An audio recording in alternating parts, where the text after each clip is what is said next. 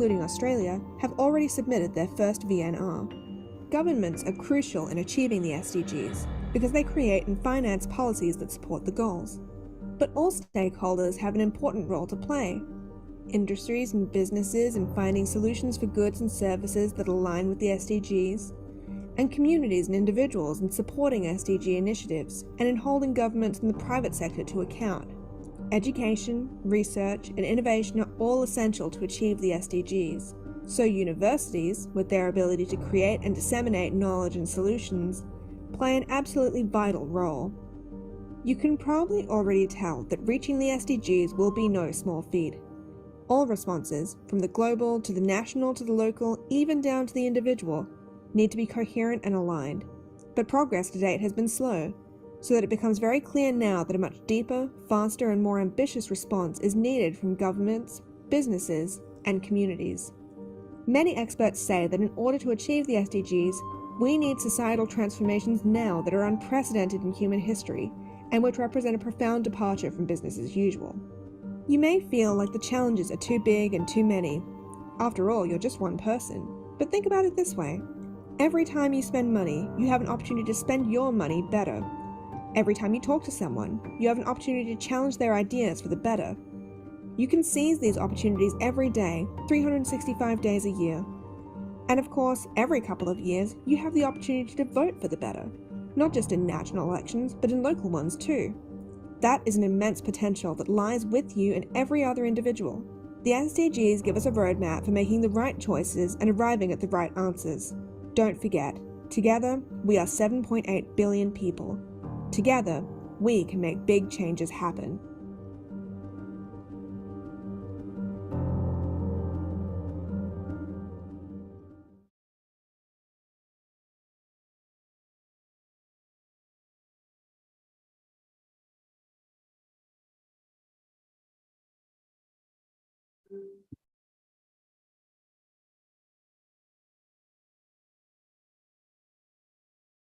Good morning, participants. Welcome.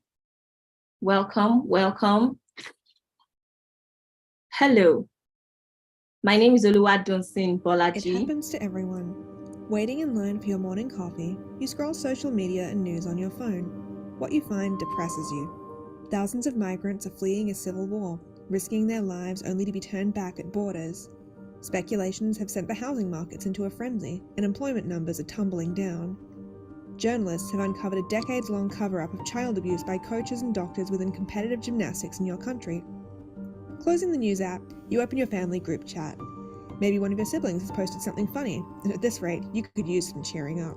The group chat has blown up overnight, and what you see makes your heart sink.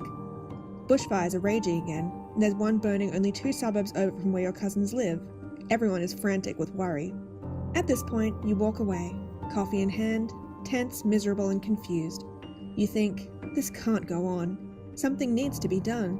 Someone needs to step up. We need a plan to fix all this social injustice, economic chaos, and environmental destruction. This is where the Sustainable Development Goals, or SDGs, come in. Fixing the kinds of problems that bring your entire day down in the morning coffee line can't happen in just one way.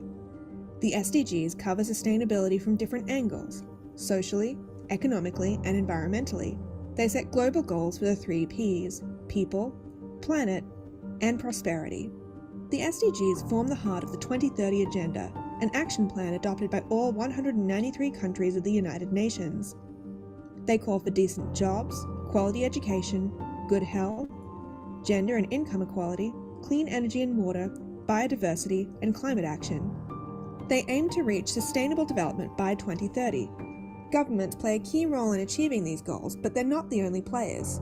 Businesses, civil society, Indigenous leaders, academia, and the general public all contribute as well. You might wonder where they came from. The SDGs were born in 2012 at the Rio+20, a UN conference on sustainable development in Rio de Janeiro, which was the largest conference ever held by the UN. Until 2012, there were different international agreements that dealt with environmental challenges such as climate change and biodiversity loss.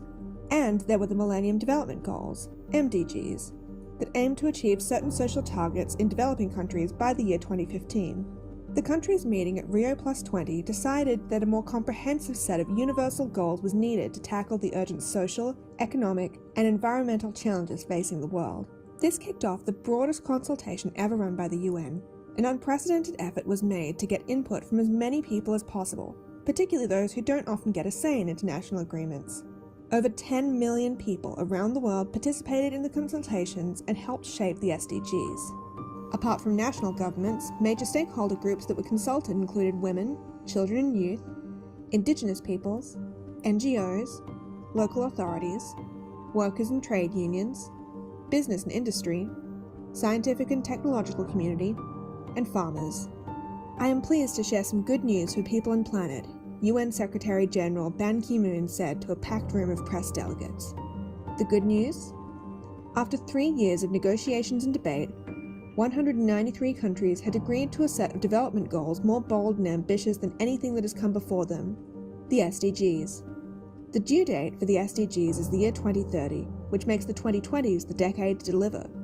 But how can we know if progress on any of these monumental issues has been made? The 17 SDGs are built on an evidence-based framework of 169 quantitative targets and 232 indicators that accompany them. This ensures that the SDGs are clear, concise, time-bound, and measurable, which helps governments and decision-makers to include the SDGs in their planning. This means that we can keep track on each of the SDGs' progress.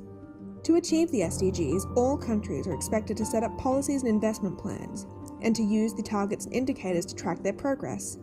They then report their progress to the UN. This is done through voluntary national reviews, VNRs, with a selection of countries reporting each year.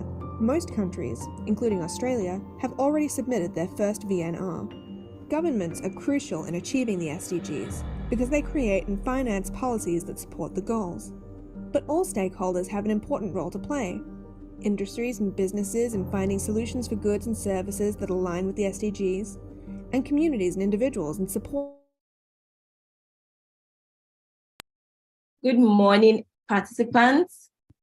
Welcome. Welcome once again. My name is Oluwadunsin Bolaji, and I will be your learning coordinator throughout the Africa SDG Mentorship program with ADEV Africa for the next 6 months. Now, here are some ground rules. Mute your mic at all times to create a level of decorum in the classroom. Kindly rename your profiles for the sake of attendance, and raise your hands if you have any questions during the Q&A section. Thank you very much. Kindly sit tight. The information section about the ADEV Africa will be commencing briefly after we have our first facilitator section. But before that, I would like to introduce our guest speaker for today. Our guest speaker for today is Professor Patrick Paul Walsh. Professor Patrick is the Vice President of Education and Director of the SDG Academy at the UN Sustainable Development Solution Network, SDSN. He is on secondment from University College Dublin, where he is a full professor of International Development Studies and Director of the Center for Sustainable Development Studies in UCD Dublin. He received a PhD in economics from the London School of Economics and Political Science. He has held academic positions in Trinity College Dublin, KU Leuven, Harvard University, and Columbia University. He has also held positions in the United Nations, European Commission, IMF, and World Bank. His current focus is on sustainable development education that is informed by science, practice, and policy. On behalf of the ADEV Africa, I would like to welcome you all to the foundation phase of the Africa SDG Mentorship Program. And I would like to welcome our guest speaker for today. Over to you, Mr. Professor Patrick. Thank you so much for coming on board. Thank you so much. Can we all welcome Professor Patrick in the comment section? Can I see some clapping emojis? Please welcome our guest speaker for today, all the way from New York. Can you welcome him? Thank you very much. Over to you, Professor. Yeah, no, thank you, Chair. So it is a real joy to be on, and I see you nearly have 300 people on the call, so that's absolutely amazing. I am in New York, so it's 5 a.m. here, so it might take me at least 3 or 4 minutes to get into my mojo when I'm speaking. But my name is Patrick Paul Walsh, and I go by Paul. As you say, I am a career academic, but I have been getting involved in what I would call the science policy practice interface. And I guess what this means is, and maybe it's a lesson for everyone here, is that, of course, I had a career in academia, and in academia, you're supposed to do your teaching, your research, and maybe you do a little bit of policy outreach. But I guess, you know, when it comes to where we are in the world at the moment, in terms of what's happening to climate change, what's happening to biodiversity, what's happening to inequalities, you know, people's kind of happiness across the world. I mean, there is a call to action in the Sustainable Development Goals, which requires everyone in every sphere of life. It doesn't matter whether you're working in government or in academia or in corporates or in universities or in schools, or you're just coming from your communities.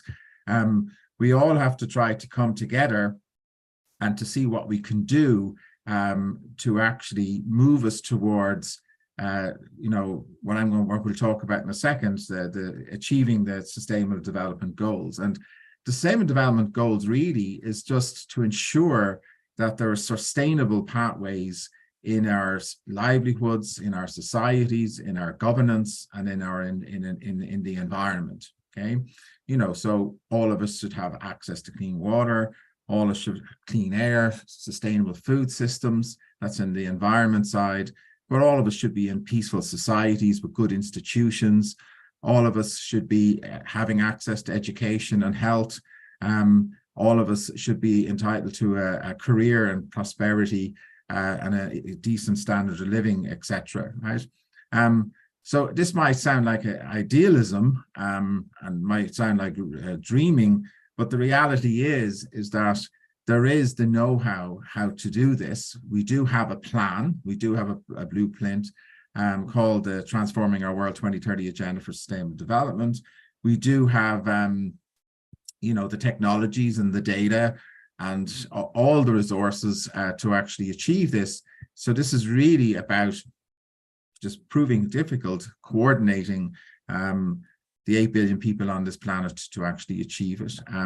So today, I have a slide deck, and then you can ask some questions. So where am I at the moment, anyway, just to explain. So when the SDGs were put in place, and the process, which was in Rio +20, a thing called the High-Level Political Forum was actually set up. It came from the Commission on the Environment, but this is a body that reviews what happens with member states and with stakeholders of civil society, take stock of where we are on the SDGs and what we have to do to go forward.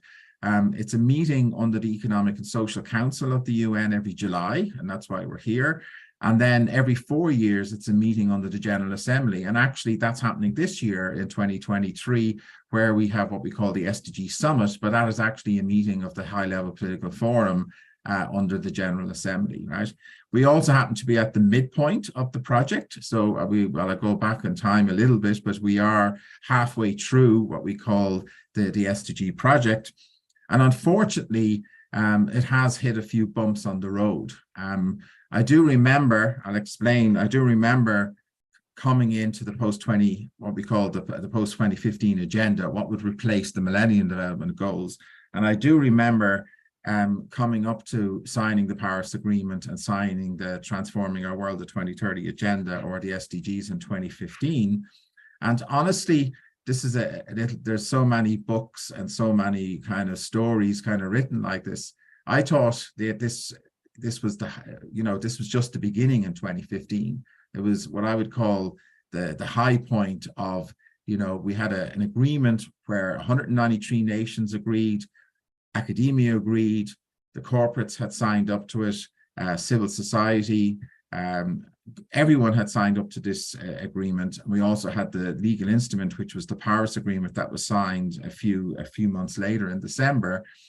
But, you know, in reality, you know, I thought that was the beginning and that we really would have acceleration and huge progress on the SDGs. The reality is we started to hit bumps in the road. And I guess the first bump in the road probably was to do with, unfortunately, with Trump in power in America, because a lot of money was not invested in the SDGs.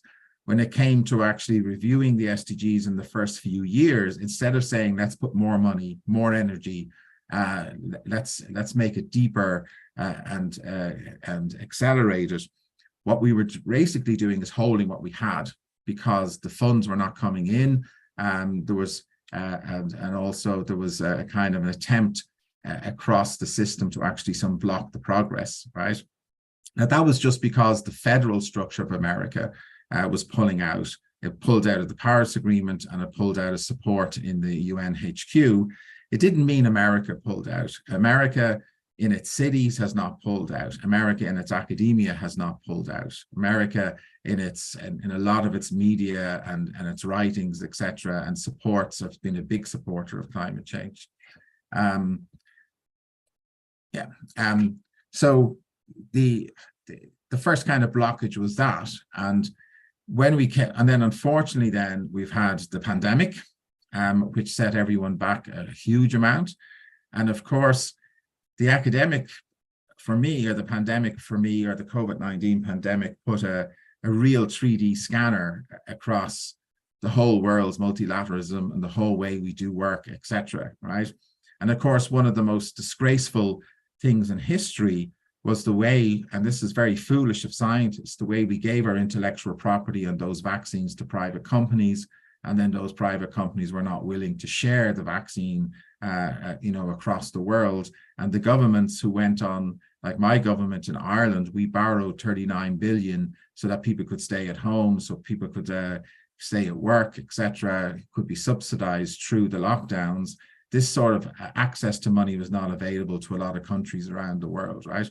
So in a sense, I would be for a lot of people, academics and a lot of people involved in this project who are from the, let's call so-called richer countries, we'd understand why Africa would be angry, really, and other least developed countries would be angry at not sharing that intellectual property and not resourcing the pandemic and the vaccine in particular.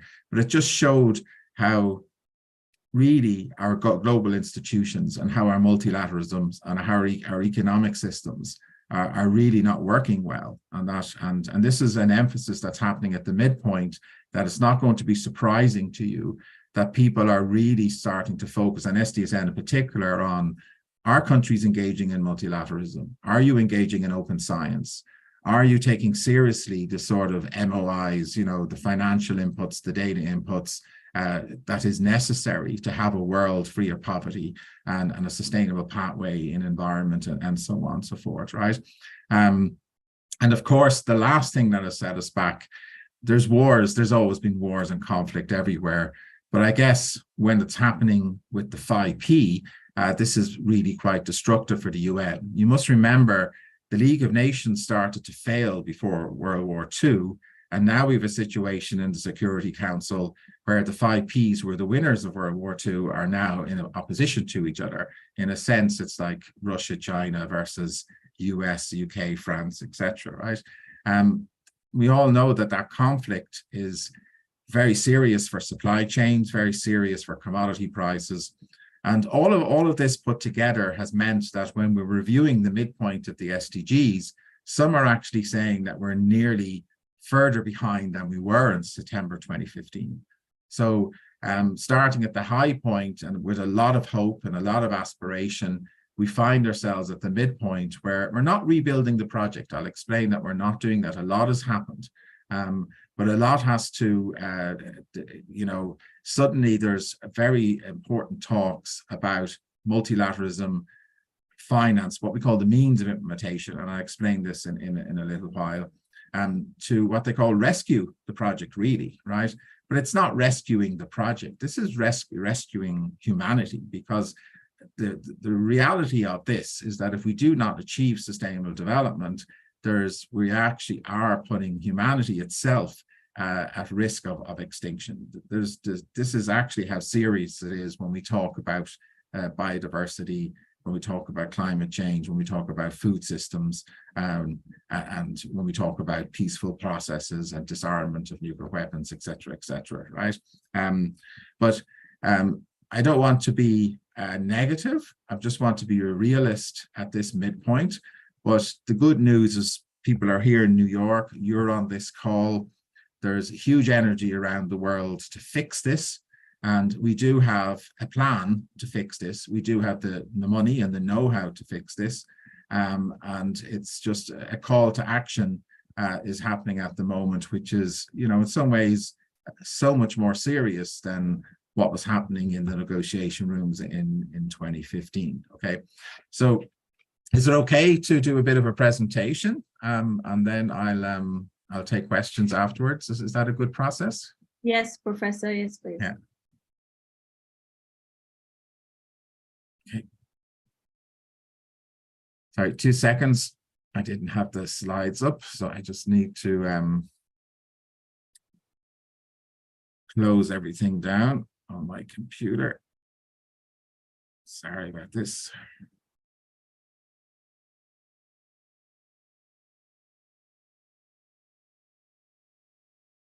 I'm back in again. Yeah.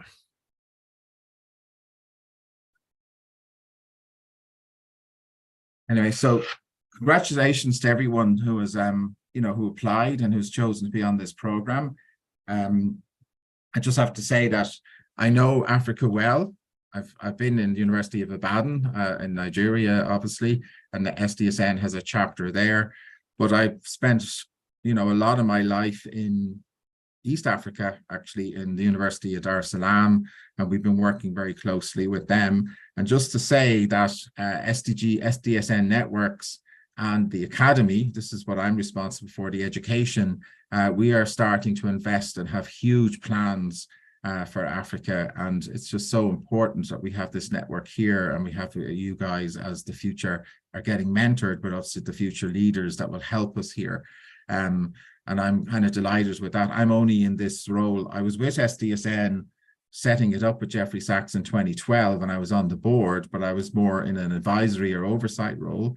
But coming out of the pandemic, I've decided to go into an operations role, meaning I came out of UCD on secondment to work with Jeffrey Sachs, and I'm after taking over the education portfolio, and I will explain in little detail of what I'm doing with that portfolio, and I will link it to what the plans we have that we're implementing in Africa as well, right? So first, it's a joy to be here. There's so many people on this call, and it just shows you, I know 60% of people are under 25 in Africa. I'm from a young, we have a young country as well in Ireland, but there's so much work to be done, and it's really quite exciting that everyone is here and you're part of SDSN. And I can guarantee you, Jeffrey Sachs and all the VPs are very keen that we would build massive capacity and do great work in Africa together. And I will explain that in a little while. If you want to know what SDSN is, just very briefly, so if you go back to the document in Rio+, this is the Rio +20 document. I mean, you can go back to the foundations of the UN and the Universal Declaration of Human Rights if you really want to understand where the SDGs come from. It's always a process. But let's say we start in Rio +20 in 1990 or in 2000 and Rio +20 and 2012. And what happened then, there's a nuance in it where they decided, look, we need to know what replaces the Millennium Development Goals. And the push actually came from Colombia, the country, and Nicaragua, etc. So from the South Americans. And they were saying, because in a way, when you're in those societies, they live with nature much more closely. And they were saying, well, I think we've got to reform the UN processes, and that we can't just have social and economic development like was in human development, but we need sustainable development. We need to incorporate the environment into society and into the economic issues that we're talking about. And then they said, let's have a big consultative process. Let's have work plans, both governmental and non-governmental, for a 3-year process. And it was a massive consultative process. But Jeffrey Sachs, who's the president of SDSN, who's what they call a university professor in Columbia University, had been an advisor to Kofi Annan, and then he was an advisor to Ban Ki-moon at the time. And they agreed that when all of this stuff comes in, there has to be some legal oversight, because we've already got treaties. We have to use the correct data. We have to use the correct science. So there had to be some sort of scientific and legal oversight over what is actually happening in the SDGs, or in the work plans that were coming in, right? And SDSN was born. That's where SDSN was born, because it had that mandate to actually synthesize and review all the work plans that came in from the post-2015 process into the Secretary General's area. And we know that as the synthesis report, which came out in November 2014. Then that synthesis report went to 2 negotiators. One was the Irish ambassador called David Donoghue, and another was the Kenyan ambassador. And there's always been a very good working relationship between Ireland and Africa. It comes from the missions and so on. And they did a great job in 9 months of intergovernmental negotiations, which they incorporated stakeholders, etc. And they came out with the Transforming Our World document. And since then, during that process, Amina Mohammed was actually co-chair of SDSN. And then in 2015, Amina Mohammed became the Deputy Secretary General, and SDSN is that's like a think tank working under her auspices. And it's if you want to actually understand, we had this 10-year reflection in 2022 by John Thwaites, who's the chair of our board from Monash University, and Jeffrey Sachs. But you kind of see the history and you see what's sort of the focus of SDSN. But from my point of view, it's, as I was saying before, it's academics coming out of their ivory tower, taking leadership roles, and actually saying that we need to promote what we call partnerships across government, corporates, and civil society to implement the SDGs and the Paris Agreement at all levels of government, meaning kind of community levels, local levels, regional, national, regional, and global levels. So that's kind of the mandate of what SDSN is. So you can have if you want to have a look at that. And what's quite interesting is what I heard from what was called the current president of the General Assembly, who was co-chair of what was called the Open Working Group, who was very pivotal in bringing the SDGs to action. There is a bit of regret in the UN system that they didn't bring science and law and kind of knowledge on kind of data kind of more central to this project, because as we go into implementation, as we actually really want to accelerate things, there is a feeling that we need much more of the kind of legal and academic oversight and implementation as we had when we actually created the agenda. And that is something that's going on tomorrow, or today actually. It's called Science Day at the HLPF. It's on a Saturday, but it's really about making sure that science and knowledge and education is more kind of central to the implementation of this agenda. My role as Vice President of Education, and I'll go through this in more detail a little later, but basically you might know the SDG Academy from our MOOCs up on edX. edX is the MIT Harvard platform. They're free. You can do these courses like Rockstrom's Planetary Boundaries is very good, the Age of Sustainable Development, but these are free resources. And obviously in SDSN Youth and the networks you have here, you can get passwords and go in and take these videos, and you can make your own sort of PR stuff or whatever you want to do for marketing or whatever projects you're doing, etc. So realize that we have a library there where you can access, as SDSN Youth, you can access all of this material for free. We're getting more, since I've came in, and this is the academic in me, it's great to, yes, let's create the content, that's good, but I want the content used. And we've created a master's pathway, one in my university called University College Dublin, where on edX, for very cheap, you can do 3 of these MOOCs and get a cert. And this cert can be cashed in for credits into a diploma in UCD. Again, it's quite cheap. And when you have the diploma, 20 credits, you can cash the credits and the fees into achieving a master's online in sustainable development. Now, the good news is I'm working hard with the University of Dar es Salaam to have a sister program, and where we'd actually share courses and we'd have virtual exchange of students. And I'm doing this with Harvard Extension, and I'm doing it with Sunway and a university in UAE and a university in Mexico. So we're going to have the 6 UN languages, and we're going to have not identical content, but identical structures and interoperable technologies, so we can do a joint program across the world with the intention to upskilling very quickly professionals and young professionals so they can implement the SDGs, okay? Maybe it's for, I'm not sure the age group in this mentoring, but this is specifically good, say, for people with work experience or people who have an undergraduate degree. We're also working with corporates, like professional training, and governments as well, and civil society. And we're basically putting a lot of our content on their LMSs. This is their learning management systems, meaning Moodle, Canvas, Blackboard, these type of structures.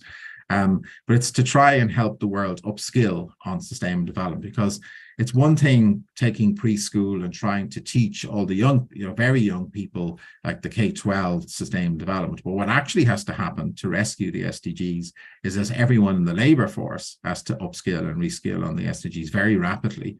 And that's why we've got to use all the online technologies and make access to education and upskilling as cheap as possible. So that's one of our mandates. Community, we run Mission 4.7 as a secretariat. This is a cooperation between Ban Ki-moon Center, UNESCO, SDG Academy, the Pontifical Academy of Science, Social Science, and this is about lifelong learning, which I've just described, that everyone from cradle to grave should be learning and understanding how they coexist with humanity and how they coexist with nature. We somehow have forgotten that, and this is probably particularly relevant in the Northern Hemisphere rather than the Southern, but we've just forgotten how dependent we are and how, we depend on everyone in Africa and everything in nature for everything we do in daily society in the Northern Hemisphere, and this has to be corrected. To make sure, because we're damaging it, obviously, and we want to make sure there's a sustainable pathway. There's an exciting committee that we set up at UNESCO called the OER Joint Committee, which is under what's called the OER recommendation, which is a legal instrument of UNESCO, and it's very powerful. It says that education resources on the SDGs should be provided free at all levels of learning. And we're working with libraries and with people to make sure that we actually get OER, open education resources, and get them into local libraries and public libraries everywhere for free so that people can upskill and learn about the SDGs. So that's an interesting project. And then thought leadership, we're starting to do more publications, more blogs, more events in the UN and in national governments and in regional meetings. And we're bringing in a lot of thought leadership through an advisory committee and through fellows. So this is basically the SDG Academy and what we're doing, and you can scan in that code there and you can see our annual report from last year. That's more about work, though, that was done before I came. We will be bringing a new report out in September in the UN General Assembly Week, and you will see more detail about what we're doing at the moment. Another way to get to know SDSN is look at its flagship Sustainable Development Report. So you might know this is the ranking of countries on SDGs. This comes out of the Paris office. So SDSN is in New York, it's in Paris, and in Kuala Lumpur. There's 3 offices that the Secretariat is in. Why I think you should read this report. In part 1, the Leadership Council of SDSN have actually did a review of the SDG project and a vision for the future. It's really quite good, actually. It's called part 1, and it's just taking stock of the SDGs, and it's written by the Leadership Council. So if you want to know what SDSN is and where it's going or what its focus is on, I think that's a good chapter to read. So you get this on www.unsdsn.org, and you can download this document. What the report normally does is it ranks countries. You probably know this as the SDG dashboard, or it ranks countries on how they're doing on each SDG across the world and over time. But it does have a focus. And this year, the focus is on the midpoint of the SDGs, what we expect from the SDG Summit and the Summit of the Future, what we expect, how do we rescue the SDGs, the focus on finance, the focus on data, the focus on multilateralism and youth engagement, and so on. Very similar to what Guterres said in his Common Agenda, actually. So in 2019, he came out with the Common Agenda, and what he was trying to do is accelerate progress, not rescue, accelerate progress. But he had the same ideas. Let's empower youth. Let's do lots more in education, lots more in financing, lots more on multilateralism and so on, and on science and so on. So again, if you want to get to know SDSN, which you're part of the family, just read that document. It's actually quite, that report. It's called the Sustainable Development Report.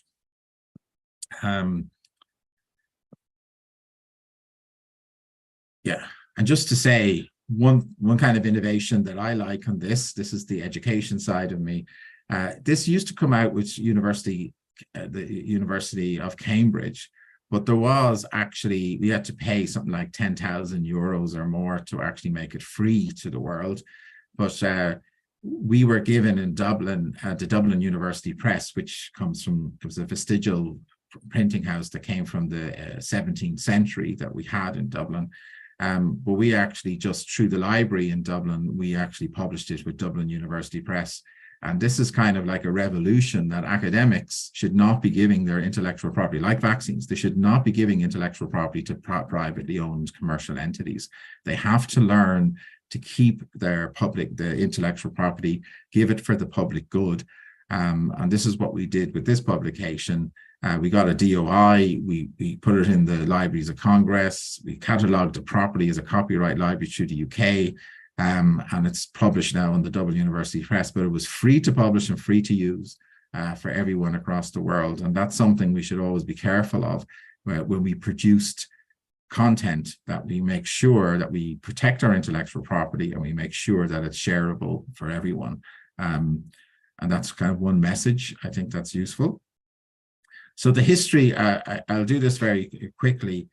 In a way, you can trace the SDGs back to 1948, which is the Universal Declaration of Human Rights, because in a sense, you know, all the meetings and legal agreements and declarations have to be they will be path dependent. Like, they have to be, you're not going to throw away treaties and agreements when you bring in a new agenda. So in a sense, when we look at the SDGs and targets and goals, you can actually see, you know, the agencies who are responsible for them. You can actually see the treaties that actually put them in place. You know, so there was the OIT Agreement on Biodiversity, which was redone last year in China and Canada, which redid all the nature goals, which we know are 30-30 goals now, like restore nature, like in marine protected areas, give 30% back to nature before 2030 and so on. But all of these things, it was a pathway, and they built on each other. And even those involved in the Millennium Development Goal Project, the Human Development Project, a lot of that survived in the first 8 goals. In a sense, they're MDG pluses, I kind of call them, even though they integrated in environment and they've integrated the other parts of the agenda. So it is interesting to understand that there's been a kind of an evolution or a pathway to the SDGs. It's I wouldn't say a repackaging. I think that I'll say in a second, there's a couple of innovations that are very important. One is that it's a universal agenda, meaning every country, every company, everyone basically has to take responsibility and implement them. So that's one thing. So it's not like the MDGs, which was more kind of what the least developed countries should do, and a kind of a framework for giving money from the OECD DAC to the least developed countries. That's not the framework. The SDGs is universal, all countries the same.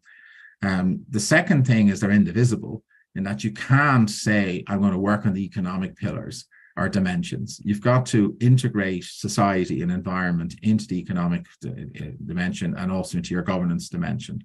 So everyone, it doesn't matter where they are or what they're thinking about, has to start thinking about governance, society, environment, and economy in everything that they do, right? So it's the invisibility is actually very important, but I'll come back to that.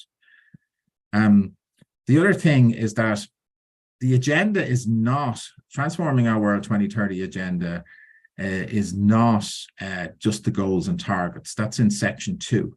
There is a section that's more kind of theoretical, based on principles and vision, which I'll just talk about. So there is a vision. There are the goals and targets, but there are also the means of implementation. And in a sense, a lot of what I've seen since 2050 is the means of implementation. You know, the work on partnerships, the work on data, the work on finance, the work on education. These are all levers to implement the SDGs, and that's where really the work is. And it will be re-emphasized again in this SDG midpoint and HLPF and SDG Summit in September. There's also a follow-up and review process. So that's what the VNRs are, the voluntary national reviews.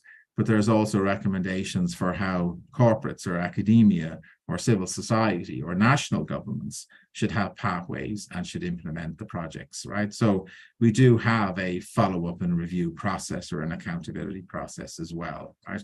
So when you're thinking about transforming our world, it's not just the SDGs, the targets and the outcomes. There's also MOIs, there's also follow-up review processes, and there are also some principles and visions in there that you should be aware of, right?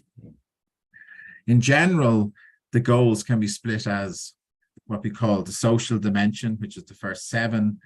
That's more like what we'd like for households, like in food security and access to health and education and sustainable energy. There's the economic dimension, which UNIDO, the Industrial Authority, are delighted with, because it's all about, you know, investing in good industrial policy and industrial development that's sustainable and inclusive. You know, what we call sustainable consumption and production patterns and so on. So in the red there, they're the goal, the economic dimension goals. And then we have the environmental goals, like life on just land, air, water. And we have governance goals, which include good institutions and peace in 16, and obviously partnership across the stakeholders at all levels of governance as the kind of key implementator. But even though there's 4 dimensions, and we can think on these 4 dimensions, they are within targets. You'll see them, that they're actually integrated, right? That when we're thinking about the social goals, we've got to integrate the economic, the environment, and the governance, and vice versa. And when you go into the targets, you'll actually see this run. The main sort of outcomes for these social targets, but then you'll see the linkages, and then you'll see the MOIs, the means of implementation for those linkages. You'll see that run in that, okay?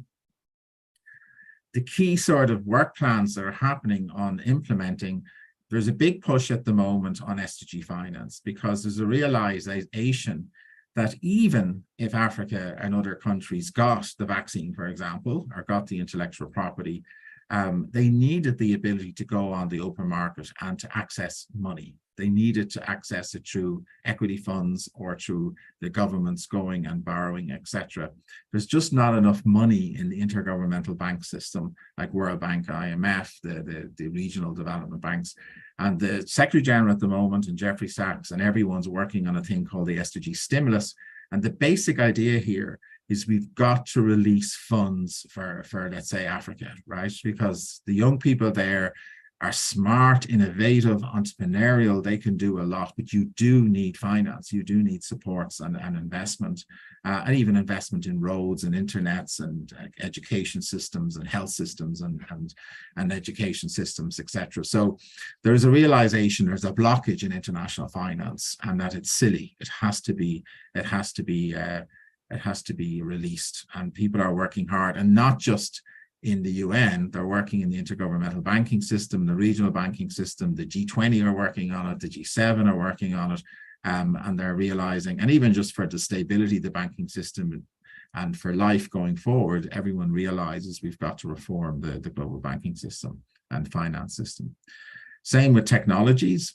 I've described this, that technologies, when we put money from the taxpayer into developing technologies, they have to be for good, not for nuclear weapons, but they have to be for, restoring nature. And these have to be open license, and they have to be transferable across the world and implemented across the world. So there's a lot of work done on science, technology, innovation, and how that's potentially should be transferred across the world easily or for free. There's a lot of work being done on data. We don't really have data on nature. We don't really have the proper data on society, a little bit better. So we have to learn how to collect data on how we are doing from an environmental, social, and economic perspective, right? And this is a challenge. We have to learn how to work in partnership in the legal frameworks and the reform of governance. And I could go on, on the getting science into policy quicker, and better professional training for young people, and so on. So these are the key MOIs that were in the original document, and they have been worked on and invested in.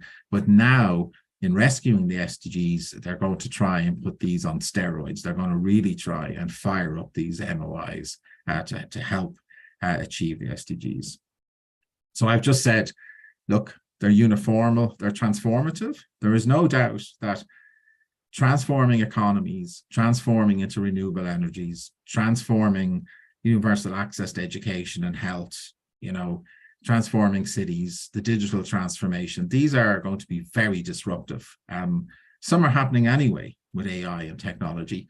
But the key thing is that we just learn in our everyday action, or even in companies, when we look at their missions and we look at universities and their statutes, when we look at that people are very upfront and say that they will not do no harm to nature or people in their everyday action. And in fact, they'll try and do things in their everyday action, whether as a company or a government policy or as a person, to create positive spillovers for nature and people, not just do no harm.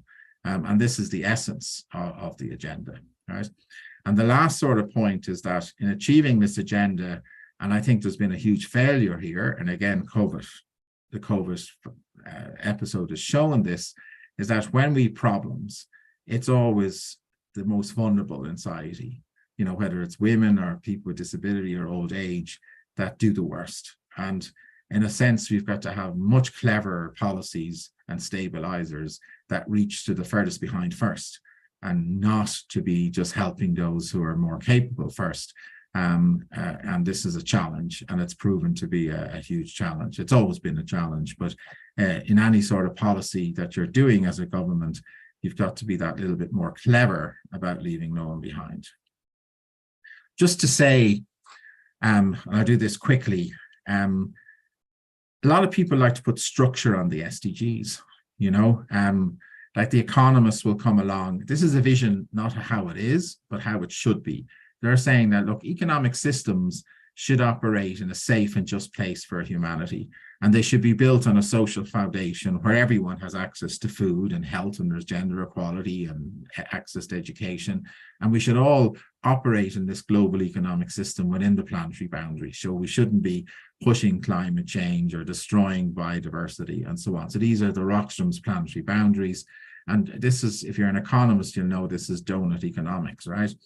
The reality is that economic systems are damaging society, and they're damaging the environment. Like, we know that, like, they're using nature as a resource and as a sink, and this is why we have such the problems we have. And we know we have huge structural inequalities both within and between countries that support these global value chains, etc. Right? And the reality is that what you've got to do is break up this donut, because that's what it like, into crumbs, and you've got to put it together again if you want to create this outcome of a safe operating space in an economic system that's responsible for society and for the environment. And I'll come back to this again.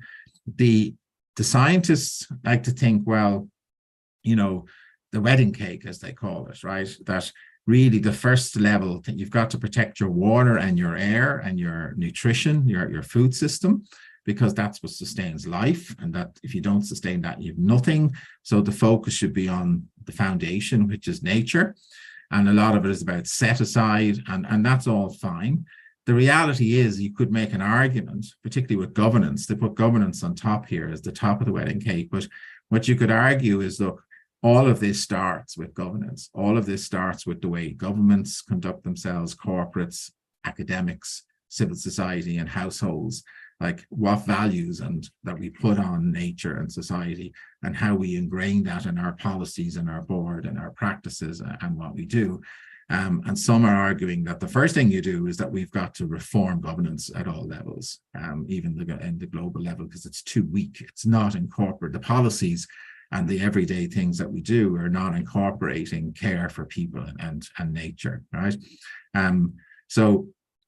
But the scientists like to abstract and say, let's just focus on nature, which is fine. Governments are using this framework. It's called the 6 transformation pathway. So they kind of say, let's go into a government department and we might have a planning unit, and then you might have separate units for social protection and education and health and, you know, and so on and so forth. But the way the UN is asking governments to set themselves up is to think about 6 transformations, right? So the first one would be human well-being and capabilities. This is about access to health and education, basically.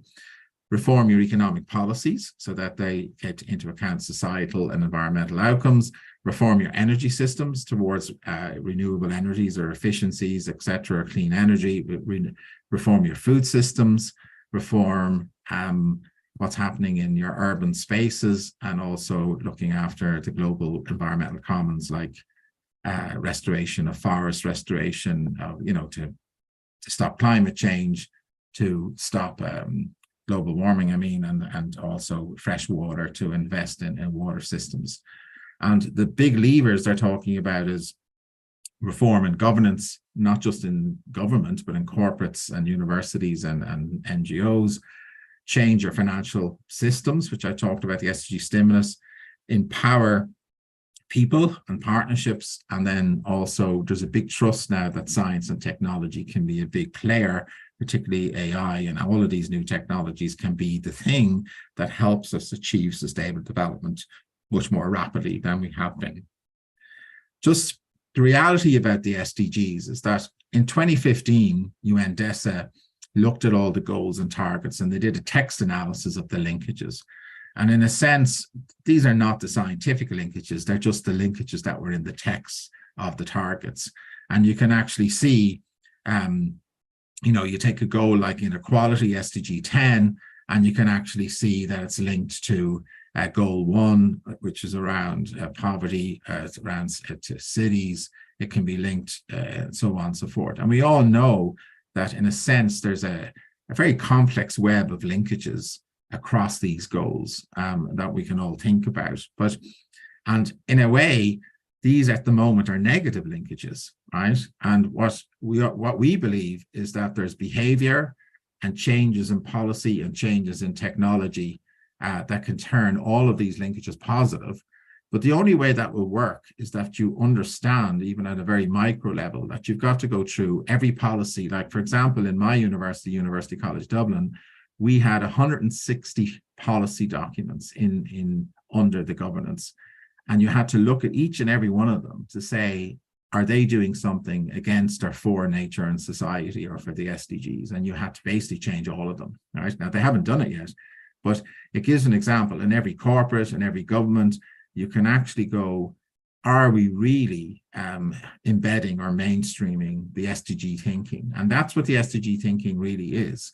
It's just saying in your everyday life, in what you're doing in corporates and government departments, for every policy and every unit of everything you do, have you really thought through the linkages and understood the potential damage that this could do? It's an economic policy, the potential damage this could do to society somewhere or to nature. And this is not just about the potential damage in your own country. So SDSN highlights spillovers, what we call spillovers, that, you know, so-called countries like Sweden and Ireland that do well in the SDG index, we import a lot of raw materials. We export, we buy a lot of goods and services, and they have not good footprints, let's say, in terms of carbon and water or even human rights abuses, etc. So you've got to even think about not just the linkages within your own country, you've got to think about linkages to other countries and other parts of the world in this highly integrated global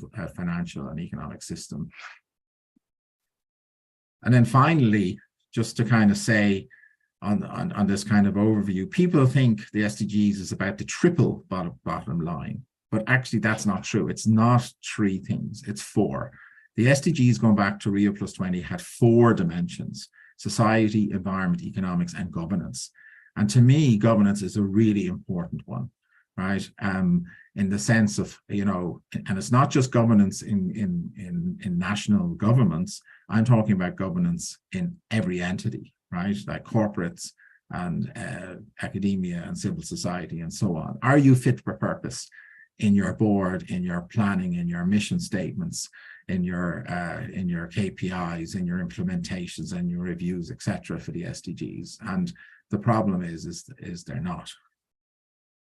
Okay, so there's a lot of work to be done to bring governance together and make it interoperable across government, corporates, and civil society. I would say that everyone looking at the world today after the pandemic and with climate change as we're seeing it, are much more open to this idea that we need to work together to solve this problem, right? So I think that's the good news, but we have to learn how to do that and to do it quite rapidly.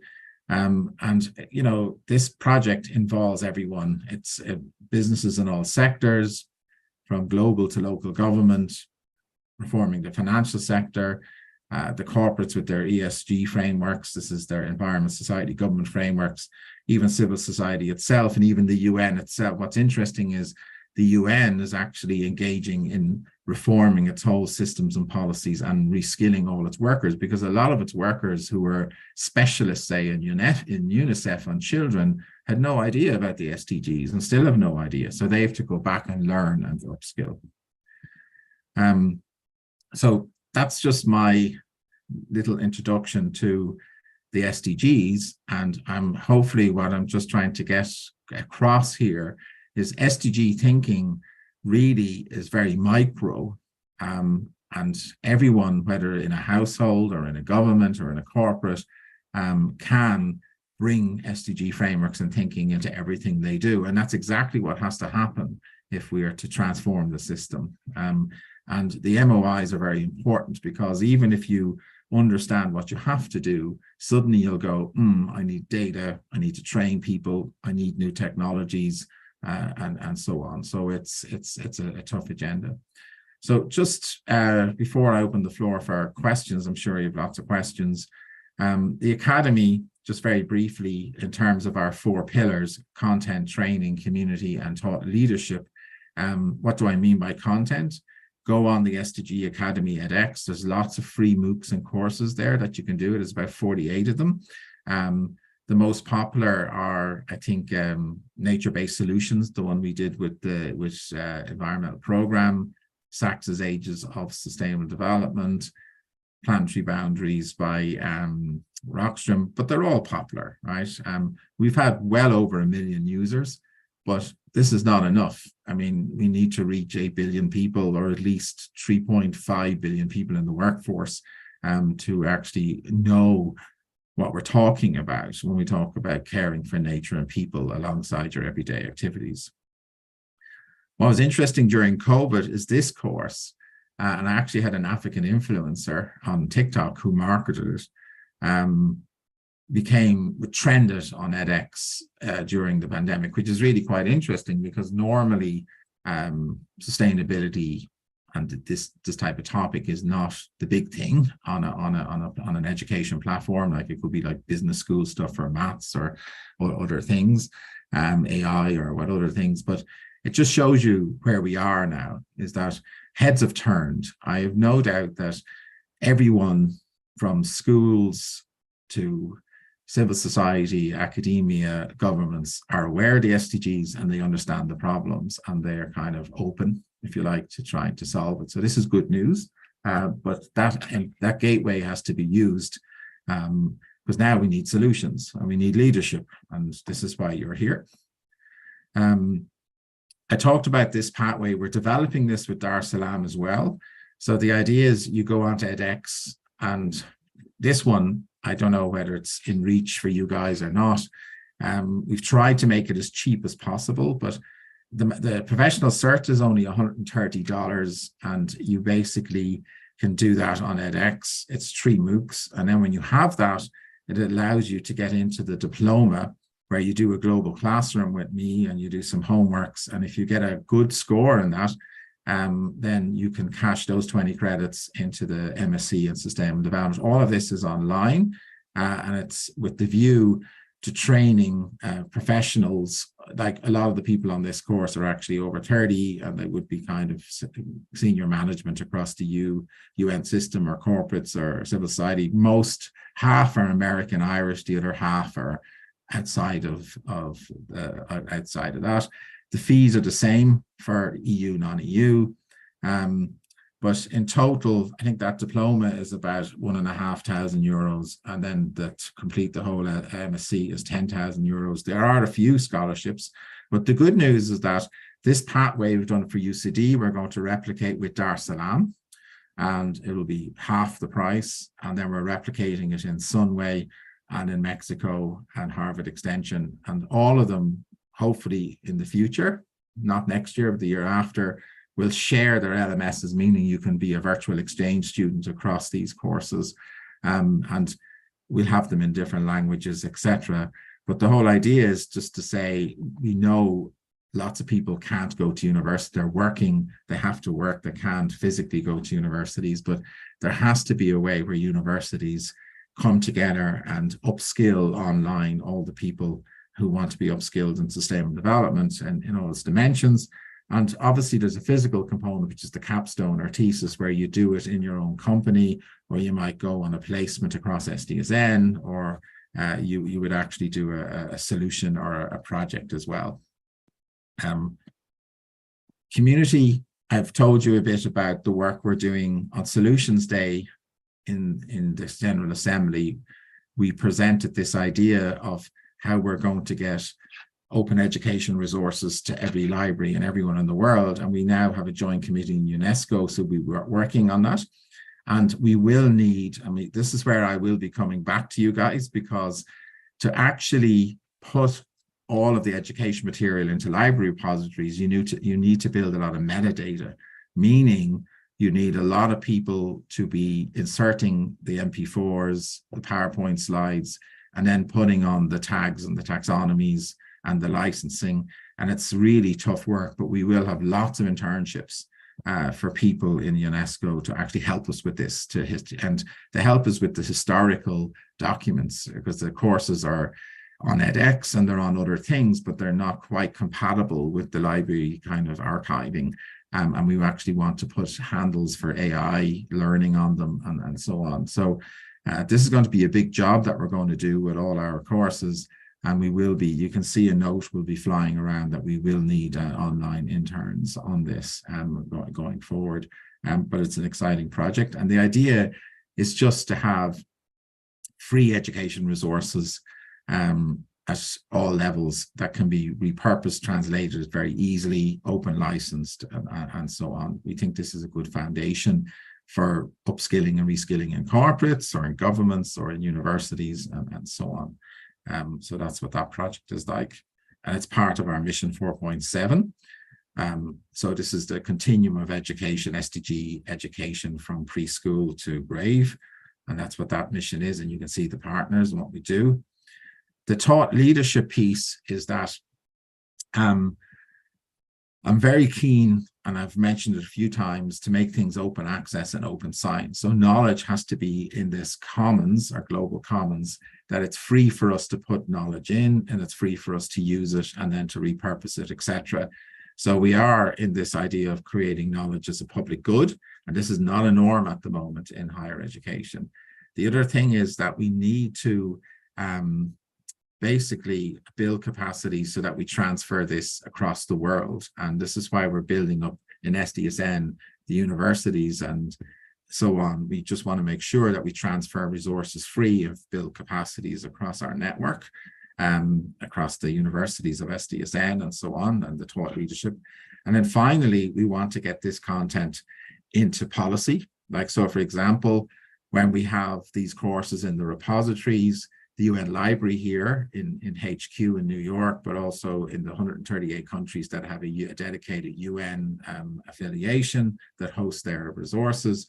When we put packages in the right way into that, they can distribute it right across their system, but they also can put those packages into digital packages into the meetings of the UN. So if you had a great course on migration, if they're talking about migration and the Human Rights Commission, they would actually get that folder and they would be able to upskill and learn as they go along with the papers for those meetings, etc. Right? So there's this ambition of creating this global knowledge commons, to get it shared right across the world and the capability, and then to get it into policy, into corporates and others through their what's called LMSs, learning management systems, etc. So that's the idea. Another project that people might be interested in thought leadership is with the European Commission. We're working with vocational colleges who upskill and train people in the construction sector. So this is the built environment. And we're basically going to try and look at how we build in competencies and accreditation for sustainability issues in the construction sector. This could be the way raw materials are used, could be the way planning is done, etc. So this is to make policy in the European Union, policy frameworks consistent with the accreditation processes and with the training and skills competencies that you'd learn for the construction sector, but to try and help to go to net zero and to embed sustainability issues into the sector. And the construction sector, the built environment, is a very tough one. I guess that explains nearly 12% of environmental destruction at the moment, but it's just a very big industry and a big employer, so quite necessary to do this, okay? And then we're hoping the Academy's role is that we'll take this to Asia and Africa and other places, just to show, if we do work on this, how this could be transferred, or the sort of knowledge, the sort of SDG taxonomy, skill taxonomy, digital transformation taxonomy, how these things could then help other accreditation boards or training or vocational training or industries incorporate the skills and sustainability into their sectors. And this is the built environment sector. Of course, you can do this for textiles, you can do this for industrial sectors, okay? So I guess my final point about this education is that the Academy has been good in the courses and even in the universities, where an academic might go interdisciplinary. He might go, okay, I know a lot about oceans, but I'm just going to go across disciplines to see what's happening. And then they might go across government policy and corporate, so they go transdisciplinary. But now we're at a stage where each discipline and each sector has to go deep and has to understand how it completely transforms the curriculum and the training to embed sustainability, right? And this is an example of this, right? And that's a level of,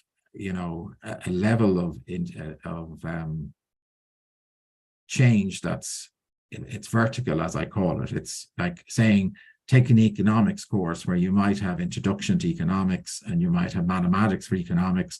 You might have examples that are all about profit making, but now you have to have examples about how economics can internalize externalities. Like, how do you actually do the maths and the planning for nature restoration, or to actually prevent pollution, or to prevent plastics in your industrial processes, etc. So this is a different level of reforming disciplines and incorporate sustainability and societal ideas are components into the work. So this is a huge job that has to be done through the universities and professional bodies to reskill and upskill workers. And this is one of the things that we're doing. Okay, so there's some of our social media handles. I'll send this deck to you guys. You can all have a look at it. And I'll stop here and I'll take questions.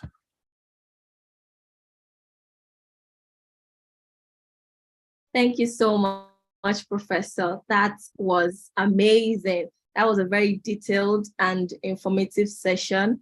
You took us from what SDG is all about and took us through the linkages and how we can better maximize the opportunities around us and how to, create projects to better address these issues. It was amazing. It was informative, and the comment section is blowing up. Please, can we appreciate the professor for taking time out to do this? Yeah. Thank you so much, sir, for this. During the session, we have some people join the YouTube live.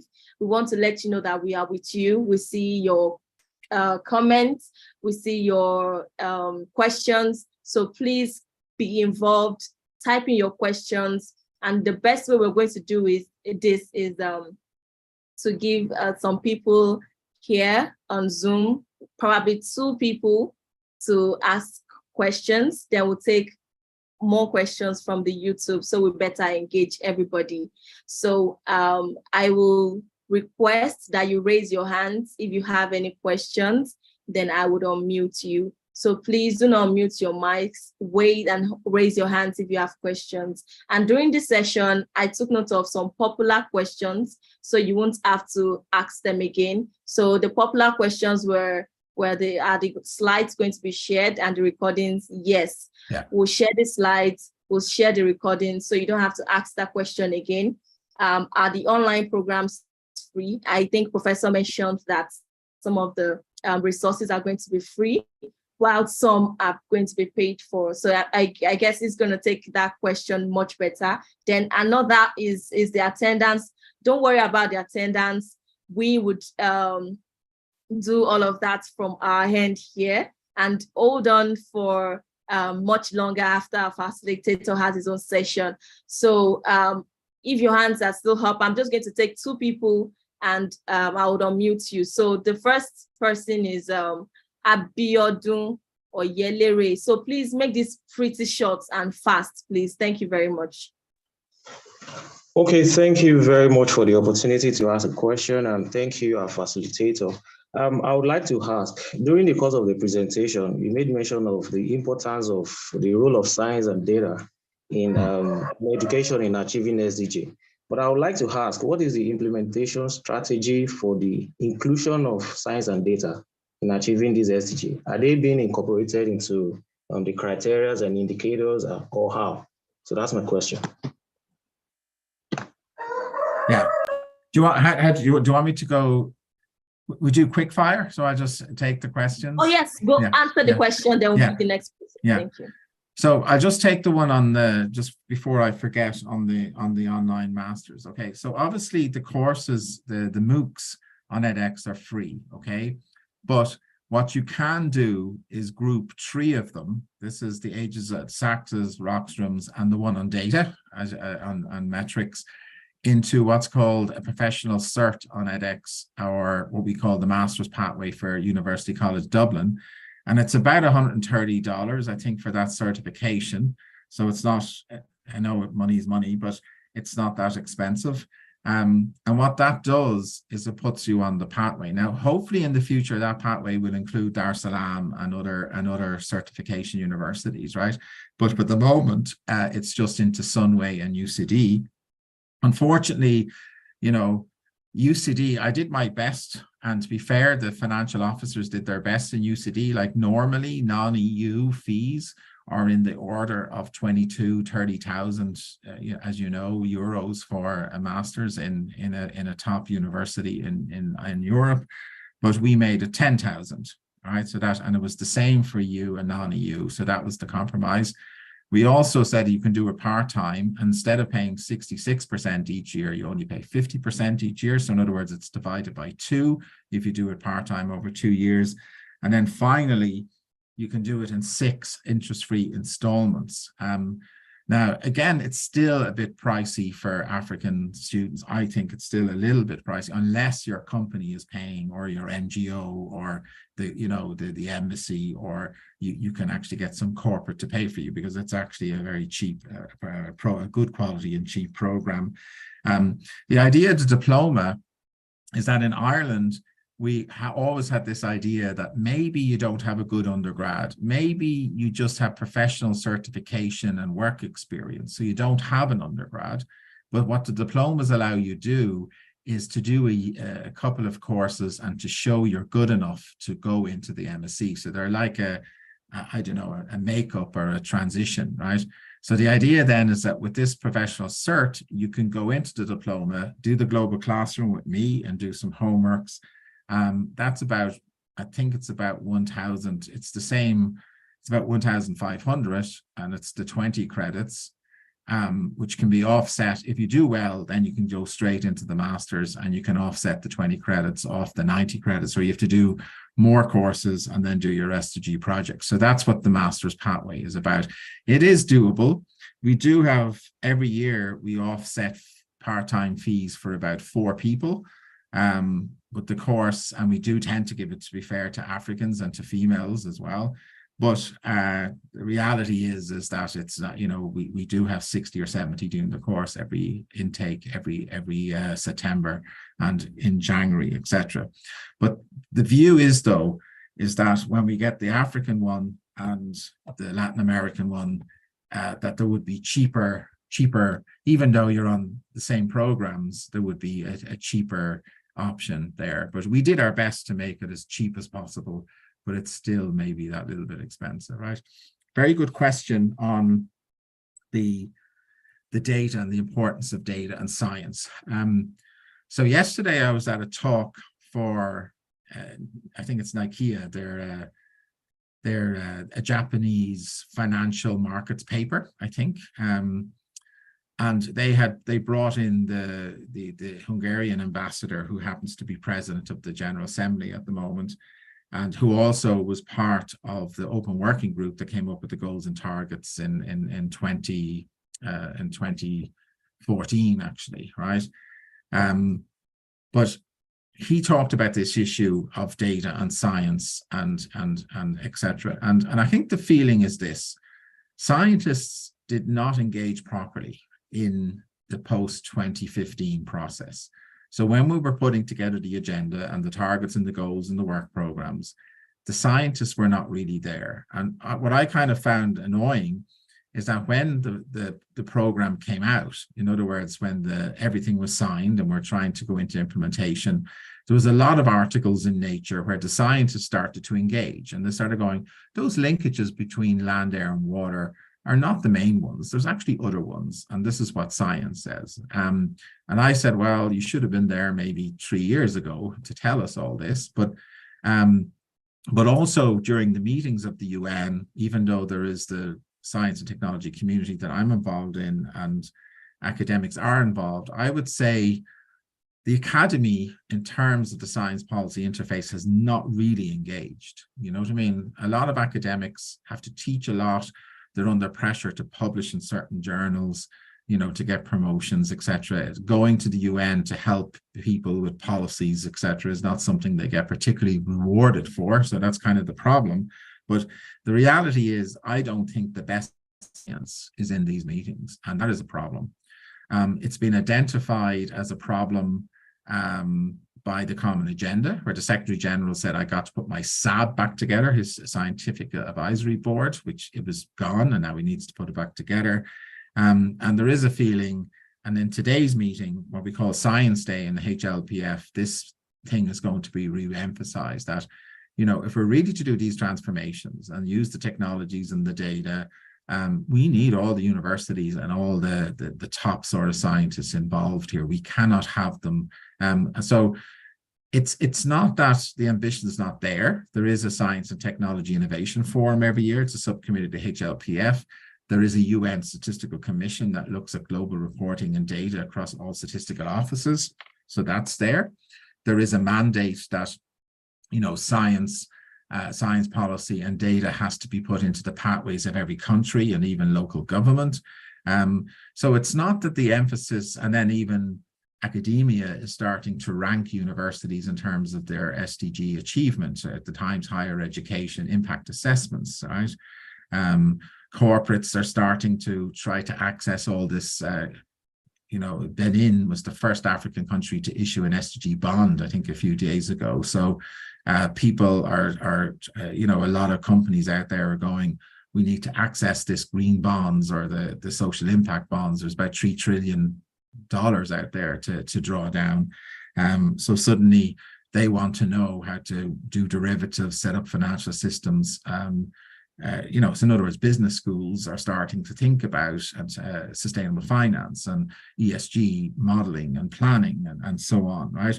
So it's a very good question, and the answer is that people know that we need more data and science, but the question is how do we get it more aggressively into the workings of the UN and the policies and into the working of government and national government, right? And I know this is loads of questions, so I'll be shorter in the next few, but just to say one thing, when we finished the census report in 2014, I came from Dublin to New York to work with Jeffrey Sachs on the census report. It actually was over in November and I had taken a year sabbatical. And then I said, what am I going to do now? And it turned out that I could sit in on the intergovernmental negotiations with Kamau and Donoghue. And I sat at the desk of science and technology. And I had a problem in keeping academia in the partnership framework, or paragraph 52 and the call for action. Because a lot of countries, and African countries in particular, did not want scientists or academics involved in the governance. So you can remember Chancellor's College in Malawi was being shut down. Like, let's say Trump tried to shut down Berkeley, for example. So sometimes the bureaucrats and the government folks don't like academics so much, you know, so that's kind of part of the problem. But if we are to rescue the SDGs, science and technology and data, the digital transformation, these are central pieces, and they have to allow them in, and not just allow them in, but they have to reform the process. And of course, what we're saying, Africa is probably saying to the world, saying, look how you treated us during COVID. But what we're kind of saying to our government folks is that when COVID came, who did you turn to? They came to the university. We had to run the vaccination programs. We had to run the testing. We had to do all the rollouts of, it was the army and the academics who actually did most of the work during the lockdown. And that just shows you how essential, you know, knowledge and science and, you know, a life dedication to the public good is so important, right? So sorry, long-winded question. I'll take these questions and I'll answer them quick here. So go ahead. Okay, so because of our time, unfortunately, we won't be able to take everybody, but there is one question from YouTube that I would like to point out just to balance the scale. So this is Ernest Guland joining from Jos, Nigeria. I would like to ask, what are the procedures of engagement when one has a project addressing any of the SDGs in getting involved with partnerships? Yeah, I get that question. So I think what she's asking is entry points, right? To how you engage, right? Yeah. Yes, procedures of engagement. Yeah. Look, this is, you should remind me of this. I often wondered whether SDSN and SDSN Youth, we should do a handbook across countries, not just the UN system, but across countries, to say how you can engage, right? So I can give you one example just to show you how important it is. Does anyone know how Greta Thunberg made her speech in COP26? Like, how was it that she was on stage for 2 minutes talking to leaders of countries in Poland? Does anyone know the answer to that very quickly? Like, how does this this girl from Sweden strikes for Friday turn up in a meeting in COP26? Right. The answer is there was a General Assembly resolution that went back to 2012, which gave major groups the rights to attend meetings, the right to talk at meetings, the right to organize side events, etc. You have to get consultative status, your organization with the UN. You can do it with UNESCO as well. But you do get speaking roles. And what happened is one of the NGO groups gave their 2-minute slot to Greta Thunberg. And that's how she made a speech, right? So that question that you've asked is very important, right? You can do all the objections and what we used to call good trouble. This is Lewis in America, demonstrations, and, you can do all of that, right? But actually, the best way to go forward is to learn where are the entry points, which are bureaucratic structures. Where are the entry points to your parliament? So where can you get speaking roles? Where can you do consultative processes? And they are there, and they are opening up. And in fact, you can ask for them. Like, you can go to your governments and go, do you know in the UN that you groups actually have access to consultation and to inputs in agendas and policies, right? They do this in Finland, they do this in Ireland, they do this, so why not here? Like, why not in this? Why aren't you doing consultative processes with stakeholders, for example, right? There are entry points to engaging in the UN system, in the European Parliament, in national governments, and in local governments, and they are really worth understanding how they work. And they work a bit differently across different countries, but rather than being a voice on the outside and screaming at the fence and at the legislator, why not learn how to talk to the legislator and to formalize that conversation? And then, even more importantly, why not be the legislator? So why not run for office? Why not why be always criticizing? I mean, maybe it's time for the SDG agenda and those who feel passionate about it to take the risk and actually run, be the legislator. So that way of thinking, I think, is really good. And we should highlight Brighton and SDSN Youth and the leaders here. We should show people how to engage more, actually, just so they know that. And particularly, you can do it online, etc. Yeah. Thank you so much, Professor. On behalf of ADEV Africa and everyone on this call, would like to say big thank you. Thank you for your selfless service. It is very early in the morning in New York, and you're able to appear very dressed and corporate for this. So we say thank you, and we look forward to more mentorship and support from you. Thank you so much. Thank you, sir. Yeah, absolutely. The message is that the Secretariat and, Jeffrey Sachs and the leadership team and everyone in the Secretariat is here. And like I say, is we have as a policy now to invest in a general sense in Africa and African youth. And we will do everything that you want, basically. So this is just the beginning, and you have your mentorship program and people are just getting involved, but hopefully we'll have much more closer interactions, and we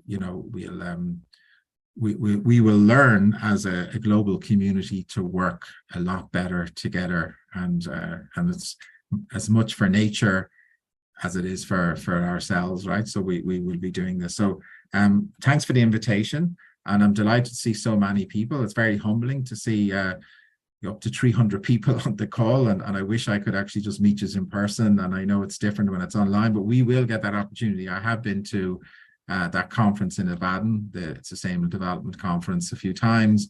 And we will be in Dar es Salaam. And we do make trips. Hopefully we'll get that opportunity to have a meeting and a conference in Africa. Yeah. Or I will see you when you come the other direction. Okay. All right. So thank you so much, Professor. One last thing before I let you go, Professor. I feel like I would like to be the voice of the African change makers on this call. This question has been popping up everywhere. And the question is, sir, do you have funding opportunities for projects? Because as there is a place for education and there is a place for execution. And we can't do this on our own. There is so many things we have to do. We have so many projects addressing these issues, and we want to know if there are opportunities we can plug into or take hold of. Thank you, sir. So I think I'm going to have to think about that. Like, so in my role as Vice President of Education, like, I'm very much into getting funds for training and education, you know what I mean? And we will be getting scholarships and making sure that that happens, and to give people formal certification. And we just think that's important, right? But I do understand, I know that so much of what happens in Africa is about entrepreneurship and projects. I do understand that. And I know, Brighton, there is this program that SDSN Youth that's funded, you know, through, I think, UN Compact. This is the corporate side of the UN. And they have been giving some prizes and money for change makers and so on. And there are those kind of innovator programs, let's call them. And I can find out about them. But I do hear you that, you know, the SDSN tends to work on the side of the government and reform of government policy and education systems and so on. I do hear you that why aren't we working more on the finance sort of corporate side, and to try and free some funds for people who have entrepreneurial ideas, you know what I mean?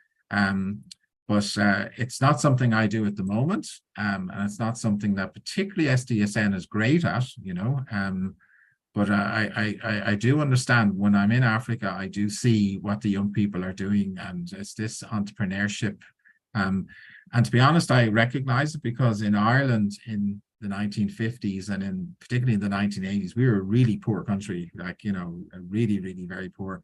When there was no jobs, the government was weak. It was up to people to create livelihoods, and there was a lot of innovation. That's why you see some of the greatest music coming from Ireland, some of the greatest poets and writers coming. This is all entrepreneurship, you know what I mean? It's all entrepreneurship. So I think it's a great question, and I'll take that away with me, and I'll think about that a bit more, actually, because I know it's these type of projects are the way for a lot of young people to have a livelihood, actually, and to do good. I know that. Yeah. Thank you so much, Professor. And with that, we are closing the guest speaker session, and I'll be introducing our facilitator for today. Goes by Mr. Mayokun Omolere. So I'll be introducing him to you. Mayokun Yaomolere is a community development and disaster risk management enthusiast. Mayokun Yaomolere is an environmentalist with 6 years experience in promoting climate-friendly solutions and actions.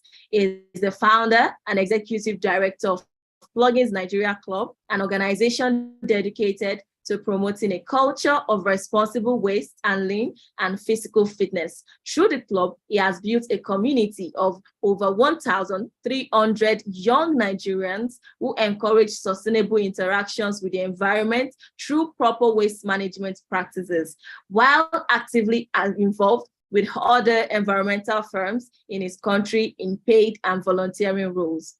Through an initiative called the Green Switch Academy, Mayokun has trained 1,013 people from 26 countries on the concept of solid waste management, circular economy, global warming, and climate change, and locally leading environmental action. Mayokun is driven by the desire of an environmental sustainability conscious world, with individuals and institutions as its front runners. Please, let's make welcome Mr. Mayokun. He will be taking Module 1, Evolution and Concepts of Sustainable Development. Over to you, Mr. Mayokun. Thank you so much. Please, can we welcome Mr. Mayokun in the comment section? Please, let us give him a round of applause with emojis. Let us welcome our new facilitator. Let us see some actions, please. YouTube, please, let us see the engagement. Thank you. Let us see the engagement. Our facilitators are taking time out to teach us, to educate us. Good, amazing. Over to you, Mr. Mayokun. Okay, first off, can you hear me? Yes, loud and clear, loud and clear. Awesome, awesome, awesome. Thank you very much, Oluwadunsin, for that generous introduction. Oluwadunsin, my name is Mayokun, not Mayokun.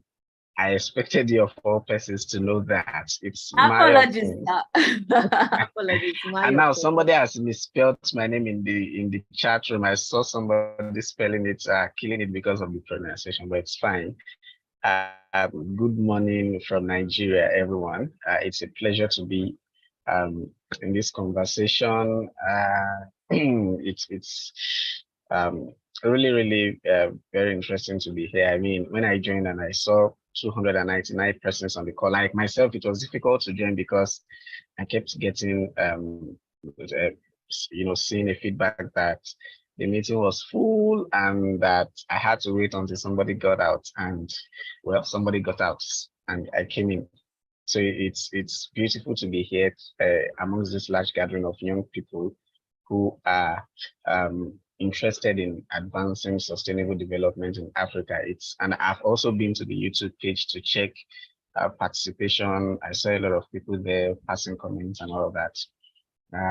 Again, it's a pleasure to be here. Thank you, Oluwadunsin. Thank you, Emmanuel, for bringing me on. Thank you, Adev. I hope I pronounced it rightly, for the opportunity to engage youth from all over Africa. The guest speaker has done most of the job I was invited to do. Really, he has many things he has said are things I'm also going to talk about here.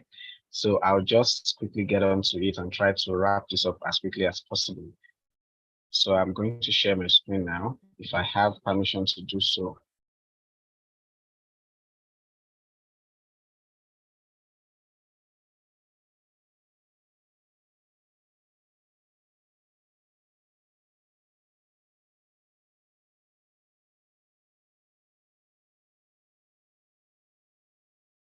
Okay, guys, can you confirm seeing my screen, please?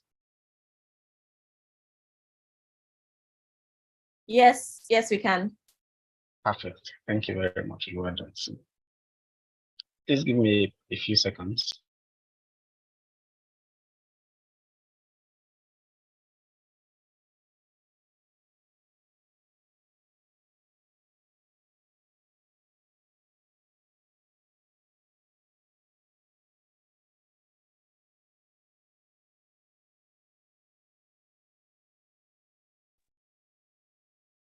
Okay, guys, sorry, I'm back now.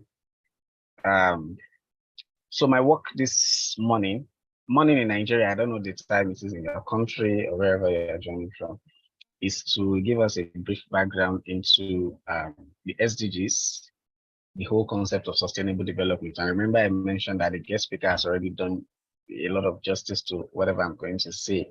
So before you get onto other modules where you begin to learn more about the SDGs and how you can take action and lead action in your respective countries and localities, we have to, I think it's very important that we look at where we are coming from to have arrived at this point, because I'm very sure it will aid our advancement going forward. So for many of us young persons, I'm very sure that many persons on this call are already conversant with the SDGs. It's not a new topic to you. You've heard about it, you've read about it. But many times, our knowledge just goes far back as 2015, when SDGs became a global thing, and maybe a little back before that, the MDGs in 2000 and all that, and that's where our knowledge about it really stops. So with my presentation this morning, still morning here, I'll take a bit far back and we'll just run down to where we are today. I hope you enjoyed the presentation, and so let's get into it. And yes, you are going to get this presentation after. So evolution and concept of sustainable development. Again, I know that many of us know sustainable development is meeting the needs of this generation without compromising the ability of future needs, but we'll get there. Okay, so I'm going to be doing all of this. This is what we are going to be looking at in this presentation today. So let's get into it. Sorry, so let me apologize for my next 2 or 3 slides. They are going to be worded because we are doing history here, and here in Nigeria, when I remember the few times I did history, we have to write a lot of notes because we are reading things from the past. So I have a lot of essays here, but it gets better as we proceed. So history of the sustainable development. So what I did with this presentation is to limit the conversation or this presentation to when the word really came into use officially. And that was in 1987 at the UN conference at the during the Brundtland. Sorry, this one is always difficult for me to pronounce because of the D. So Brundtland report in 1987. But before then, there have been conversations about sustainable development, and it is interesting to know I am an environmentalist. So when I learned about sustainable development, I found it really interesting to know that the whole concept started as a result of environmental concerns. So there are some reports that say that as far back as the 1600s, the 1700s, there have already been conversations about sustainability, especially as regards use of forests. Back then, there must have still been a lot of vast spaces around the planet that countries had access to and that they were getting resources from. But people began raising concerns as to how the continual raiding of forests was going on with plans in place to replace trees that were being cut, and how those were affecting the environment at the time. So there's that. Then fast forward to about 1962, in the early 1960s, there were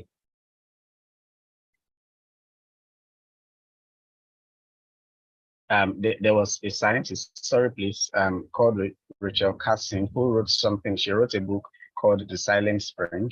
Some of you may be familiar with that story, and the book centered on pesticide issues, how pesticides were affecting humans. Pesticides, they were used in agriculture to help to keep pests away from farms and all of those for cultivation on a large scale. But so she wrote a book on the report of how this pesticide was getting through the environment, through food to man and affecting man. So that was another serious, another period when conversations about sustainability was really a thing. Then in the 1980s, leading up to 1987, there was a whole lot of conversation. That was the first time globally that there was a conversation about environmental sustainability, how human activities were affecting the earth at the time. And that was what led to the 1987 Brundtland reports.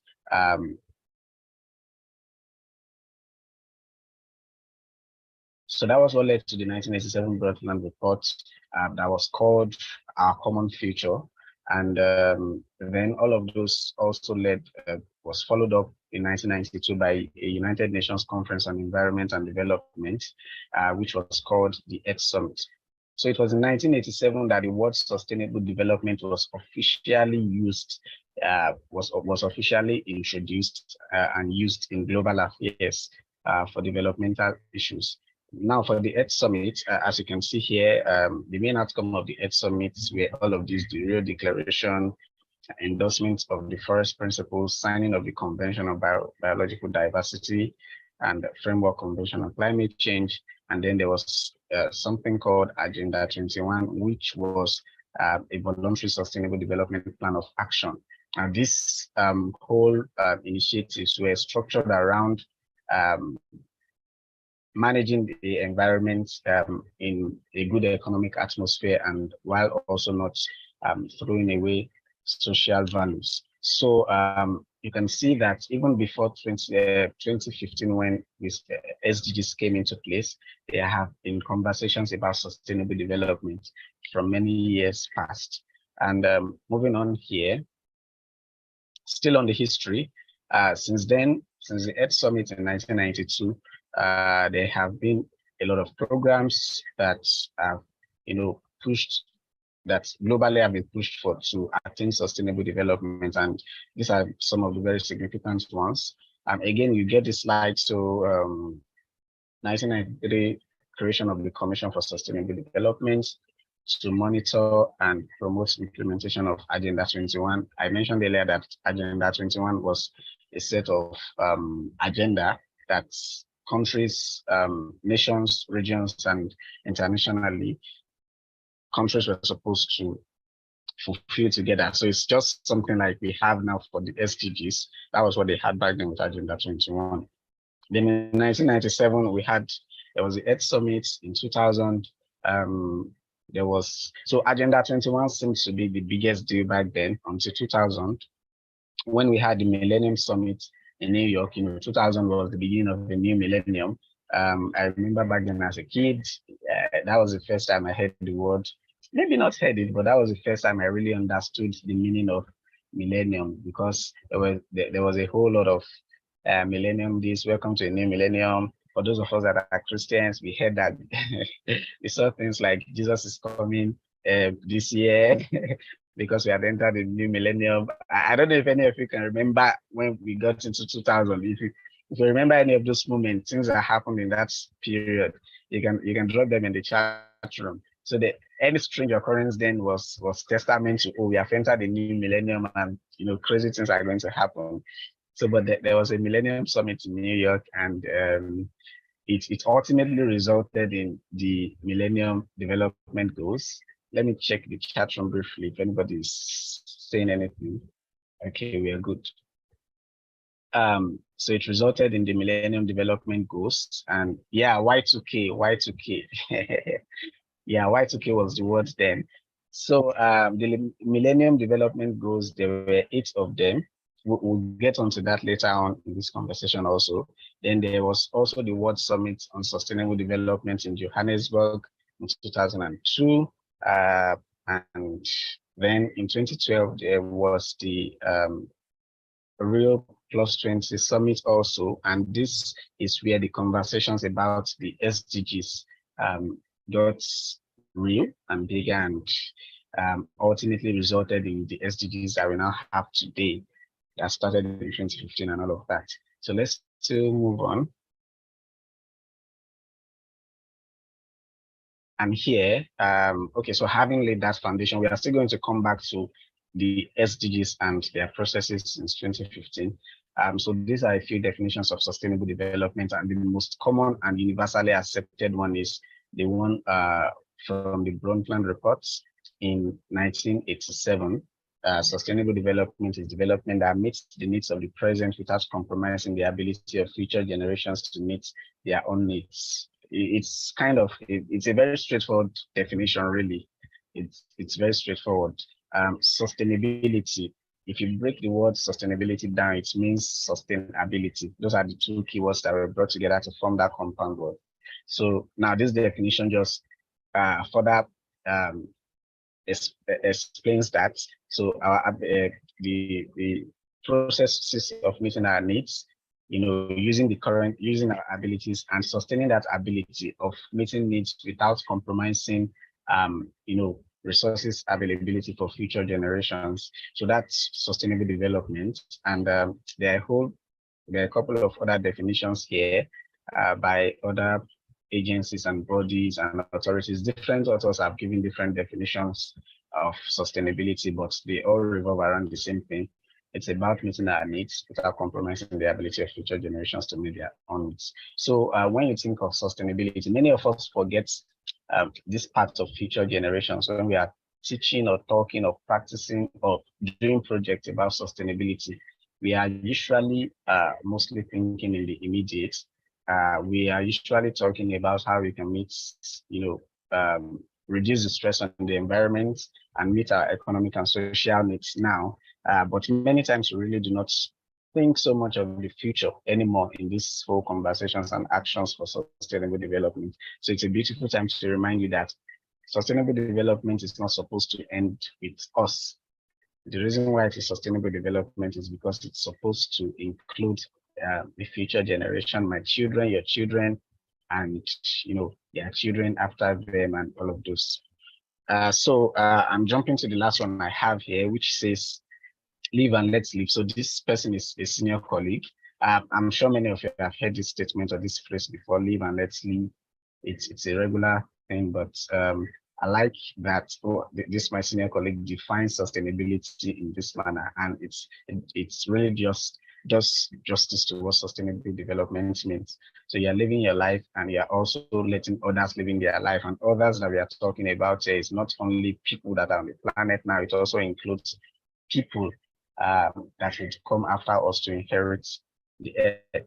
So we'll move on now. So now we are delving into the Sustainable Development Goals themselves, the SDGs. You can see that we all know there are 17 of them. They have 169 targets. So there are 17 goals. These targets are aimed at help. So they are like indices that there are markers that will show that we have accomplished or we have not accomplished these goals.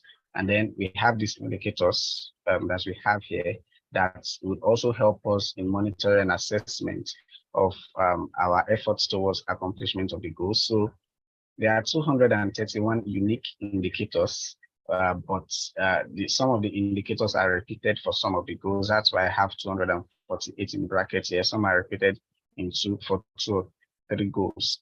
But there are 231 unique indicators, and altogether there are 248 indicators.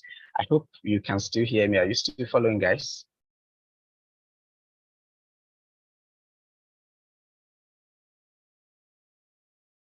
Okay, great.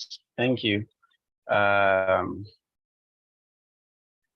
moving on from here. So here is where we get to dwell a bit on the SDGs themselves. So the SDGs were born. I like the choice of that word born that I used here. We're born at the United Nations Conference on Sustainable Development in Rio de Janeiro in 2012. That's in Brazil. Remember, I referenced that earlier, and the objective was to produce a set of universal goals that meet the urgent environmental, political, and economic challenges facing our world.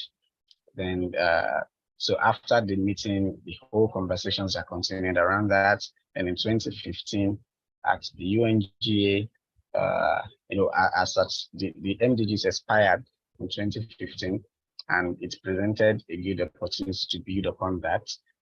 While a lot of assessments were done to see if the MDGs were achieved, there were many positives, but it was not totally achieved, and it was time to, get on something bigger and something more encompassing and something more inclusive. So MDGs got expired, and SDGs were born. And so you can see here, this is a picture of the United Nations General Assembly. I think the next one is September this year. It's usually September every year. And the president is somebody from Trinidad and Tobago, if I remember correctly. So from there in 2015, MDGs, expired and SDGs were born. And just as a way of creating more monitoring and evaluating processes, in 2017, the SDGs were made more actionable by the UNGA by designing targets for the goals and indicators to measure progress. Now, we all know that the SDGs also have a 15-year timeline from 2015 to 2016 to 2030, but some of the goals, some of the targets and indicators really have no end dates, because there are things that we have to continue to work on even after 2030.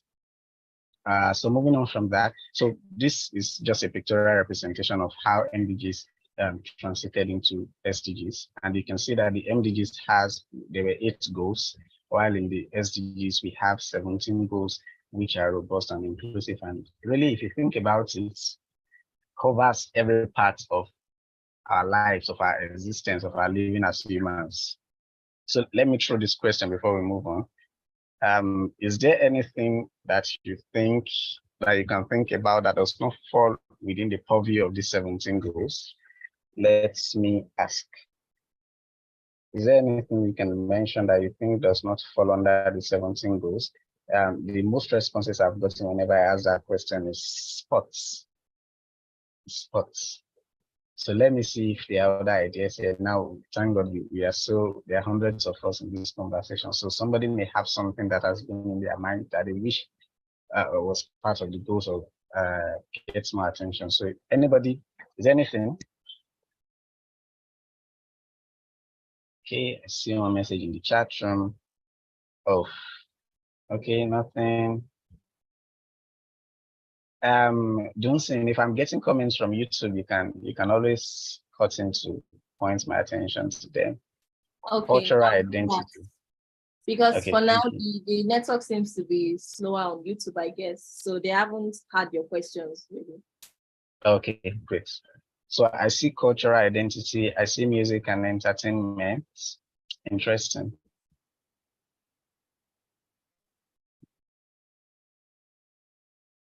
Sustainable leadership and good governance, entertainment,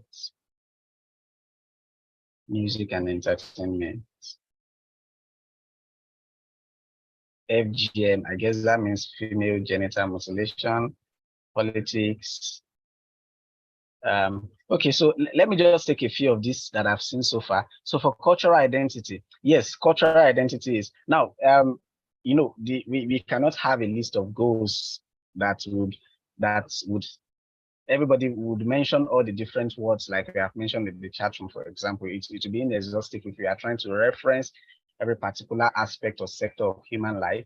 But I think cultural identity is very important, and it may be deserving of getting an exclusive identity, but really, this would fall under a few of these goals. Now for reduced inequalities, for example, a whole lot of cultural issues fall under that because there's recognition that a whole lot of people around the world are marginalized, and their efforts have to be made to make these people have more access to resources and to make them connect more globally and all that. So that's just a brief about that. Music and entertainment. Okay, music and entertainment would fall under industry, innovation, and infrastructure for me, really. I mean, that's where to just sit. Then there's something about sustainable leadership and good governance. I think that easily falls under goal 16, peace, justice, and strong. We have some comments from YouTube.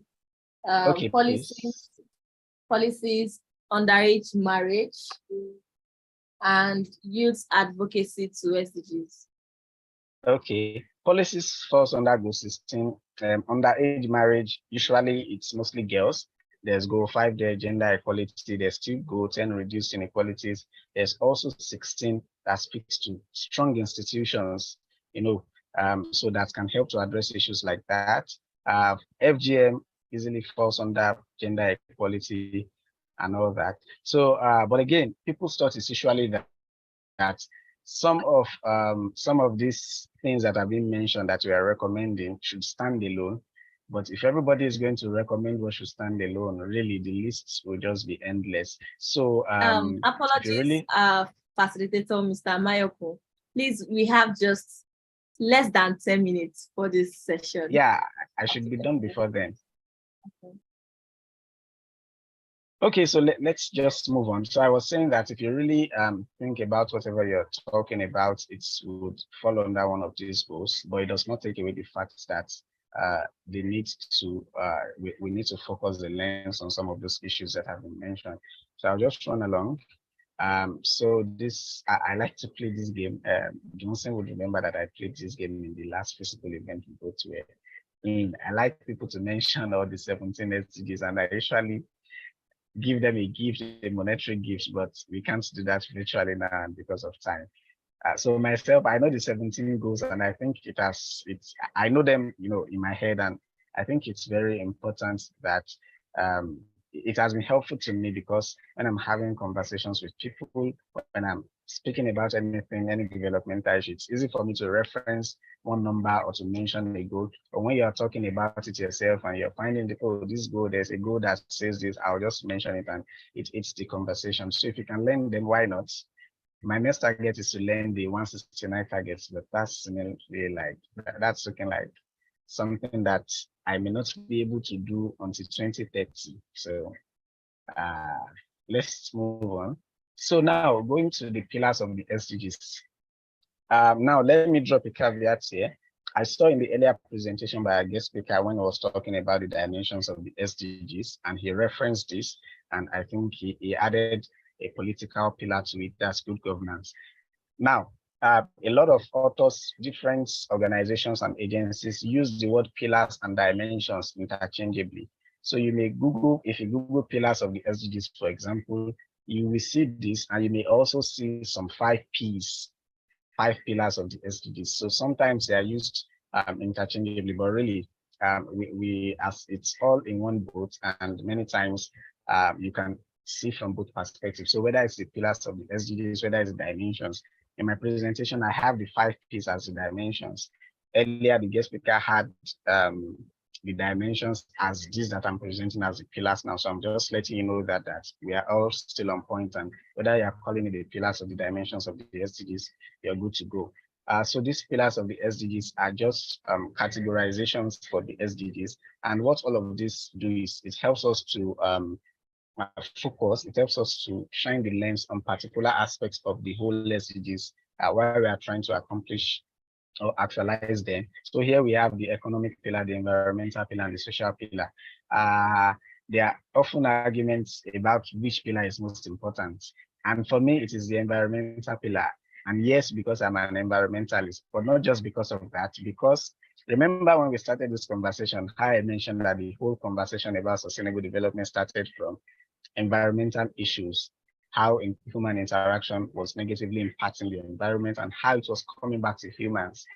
And if you really think about it, beyond all of this, these 2 pillars, besides environmental pillar, the economic and the social pillar, cannot exist without the environmental pillar. I mean, this simple analogy, everything that helps us to create an economy as humans is gotten from the environment.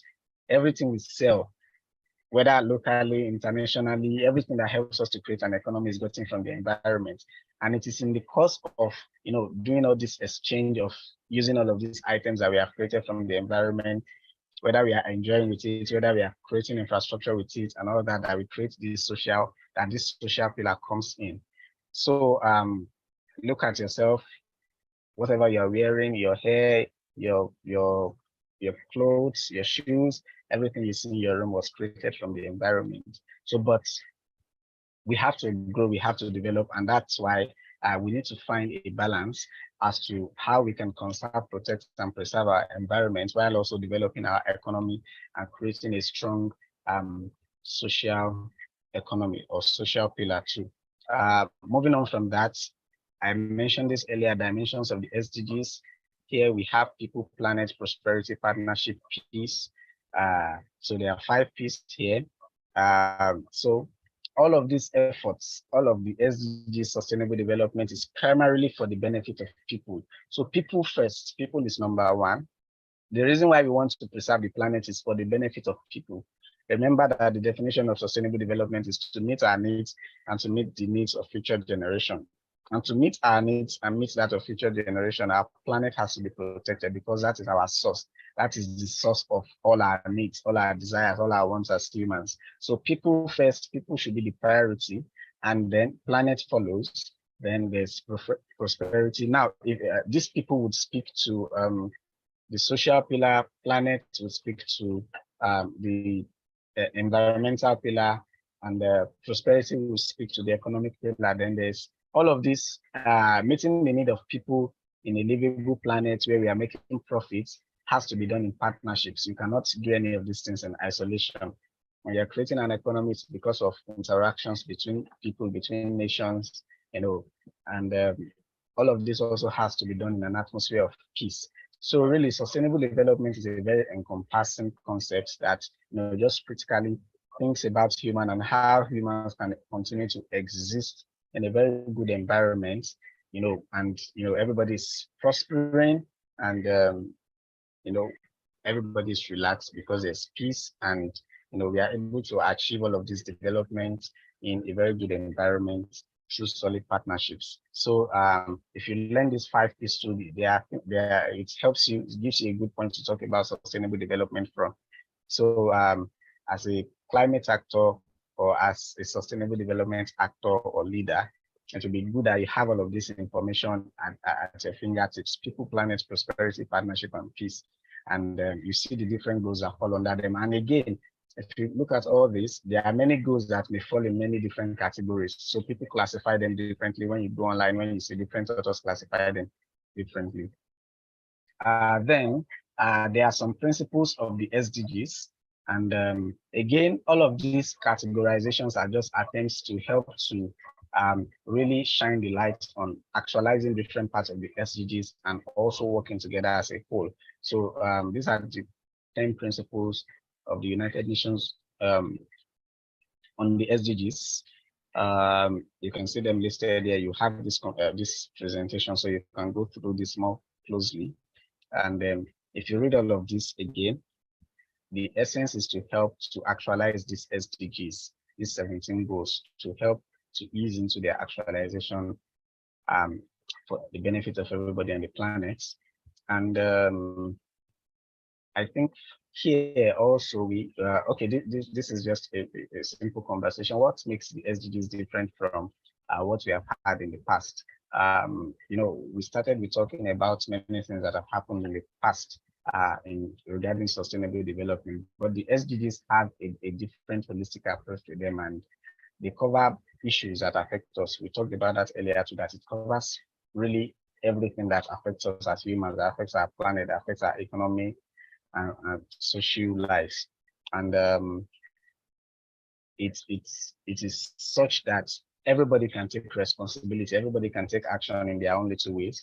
Here, there can be individual, corporate, government responsibility, and also there's this collective part that houses, houses all of these individual, corporate, and government responsibility. So many times, I think the guest speaker also mentioned that good governance is very critical to achieving all of these goals. Yes, very importantly, but also there's room for corporate investment, corporate action, individual action, and all of this working together helps us to actualize the SDGs.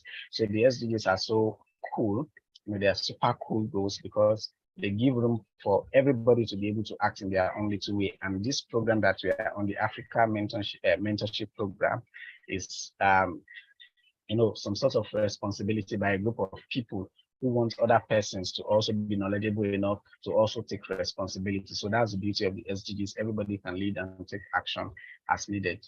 And I think this is the concluding one. So there's also something called the SDG transformation. And this was put together by the Sustainable Development Solutions Network in 2019. And again, this is another attempt to help to make the processes for actualization of the 17 goals smoother and easier. That was why these transformations were created in 2019. There are 6 of them, as listed here, as shown in this slide. And these SDG transformations are underpinned by the principles of leaving no one behind the seats. We want everybody to be integrated, everybody everywhere, and circularity and decoupling. Decoupling here means, reducing resources that's use of resources that helps us to create an economy, but negatively affects the environment. So again, this is another attempt to provide backup processes that will help the actualization of the SDGs. So that's a story. That's just my work is completed, and I hope that you have been able to learn the background for the SDGs, how they started in the past, since the 16th century, the 19th century, 20th century, and now we are here. And I hope you are now more knowledgeable and you will be able to speak more confidently about the SDGs and help people to understand that this is not something that just started in 2015. This is something that has started way back, and we have just been building on it. And now we have an opportunity to even do it better because it gives an opportunity for everybody to be involved. Thank you for having me, and I'll be happy to take questions now. Thank you so much, Mr. Mayoku. We really appreciate you for taking time out to educate us. This was a very flawless and interesting session with you. You took us through the history of SDGs and to the present day issues. Thank you so much. That was really amazing. But unfortunately, because of the time, we won't be taking any questions for this session. We are so sorry, everybody. We see your questions, we see the comments, but please let us appreciate Mr. Mayokun for doing this. The slides we shared with everybody. Mr. Mayokun, the slides we shared with everybody. The recording sessions to be shared with everybody. So thank you so much. Really appreciate your presence here. And we hope we continue to have your support and your mentorship going forward. Thank you very much. So the next thing on the agenda right now is to introduce ADEV to all the participants. We know you have questions. What is ADEV about? How is this program going to run? What are the informations we need to know? So many questions. I can see them both here on Zoom and on YouTube. I see you clearly. Thank you so much. So I'll be taking time out to go through this session. And can I have the slide, please? And this document have been shared with everybody. If you check your emails, you'd see the guide, the Africa SDG Mentorship Program Guide. I believe it was sent to everybody, but we'll be going through it briefly for the sake of information. And I remember everybody asking for handbook from Professor Patrick. We'll give you handbooks. Now we've given you guides. Some people have not gone through it. Some people have not read it. But okay, we need to improve our reading skills in Africa more. All right, so welcome once again to the onboarding session of the ADEF Africa Sustainable Partnership Mentorship Program. Thank you so much for joining the onboarding session. Next slide, please. I would go through the objectives of ADEF and then the program structure. Yes, thank you so much. So the goal of Africa SDG Mentorship Program is to equip 5,000 young African professionals by 2025 with the skills, the knowledge, and the network needed to become champions of sustainable development in their respective countries. So this is specifically for you, 1,000 of you on this call. The specific objective is to provide mentorship and training to you on sustainable development and how to achieve the SDGs. This is to enable you to develop the necessary skills, knowledge, and expertise to drive sustainable development in your communities. This is to encourage you to take leadership roles in your communities and advocate for policies and initiatives that promote sustainable development. And if you remember during Professor Patrick's session, he said we need to take up political roles. We need to be the one in charge of this policy making decisions. We need to be at the front line, okay? Especially when Africa has the youngest population of entrepreneurs, right? We have the largest, youngest people in the world. Yes, we are that powerful. So imagine us being at the front line of where these decisions are being taken, where these policies are being, initiated and executed. Imagine all of us on this call are in charge of taking policies. The impact we're making would not be on the local ground. It would be exponential. It would be amazing. Now, we'll be taking you through the program structure. Next slide, please. So we currently right now are at the foundation stage. So there are 3 stages that are very important that everybody is going to be going through presently. So right now we are in the foundation stage, and this program is going to run for 6 months. Please, it is important you listen to this information, because if I see questions that are repeating what I've said, I won't be happy. All right, so now we have the foundation stage, and this foundation stage is going to happen in July. This July is going to be the foundation stage. We will have the module 1, evolution and concepts of sustainable development, and that is what I've had today. Mr. Mayokun took us on evolution and concepts of sustainable development. Module 2, we have the 17 sustainable development goals. We have the module 3, transformative action and approaches to achieving the SDGs. Module 4, we have the 2063 agenda, the Africa we want. We have the Module 5, building sustainable solutions for Africa's transformation. Then on the 30th of July, we would have the assessment and knowledge evaluation. So there is a criteria everybody have to go through before they can advance to the development stage, right? There is the attendance. Will be great. Everybody on this call, everybody will be graded with the attendance. This is why it is important for you to name your profile correctly and to fill the evaluation and attendance form. A link to a form has been sent to YouTube. It has been sent to the Zoom here. I think, can we have it resent again, please? Can we have it resent again, please? The link to the evaluation and attendance form, because a lot of you are asking for attendance. We will take the attendance. You have to fill the evaluation and attendance form, right? And then you are supposed to submit a solution report. The template of the solution report, yes, we will send it. We'll send it again. So the template of the solution report will be sent to everybody. So you are meant to follow that template to create an innovation and submit the solution report on or before the 30th of July. Yes, please be patient. The links will be sent. Please be patient. Thank you very much. All right, so I'm emphasizing seriously on the solution report because, yes, it will be sent to the WhatsApp group too. I'm not so sure. Okay, so yes, so moving forward, it is very important for you to put together your solution report and submit it on or before the 30th of July. We have experts that will be grading us, that will be going through the solution reports to make sure that we are picking the best that would advance to the development stage. So because of our time, we would, I don't know if the link to the social media handles to ADEV is available.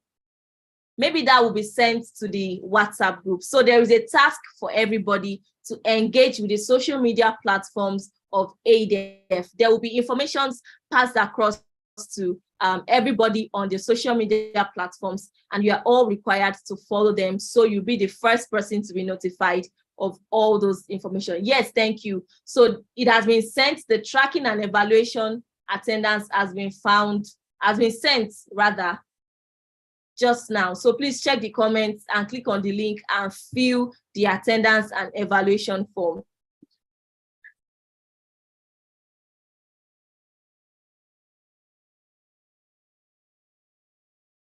All right. So final announcements, because sorry about the time, but I'm still happy that this is still 12:10. Sorry about the time. We took too much time today. It won't happen again. We appreciate your being here, and we appreciate your time too.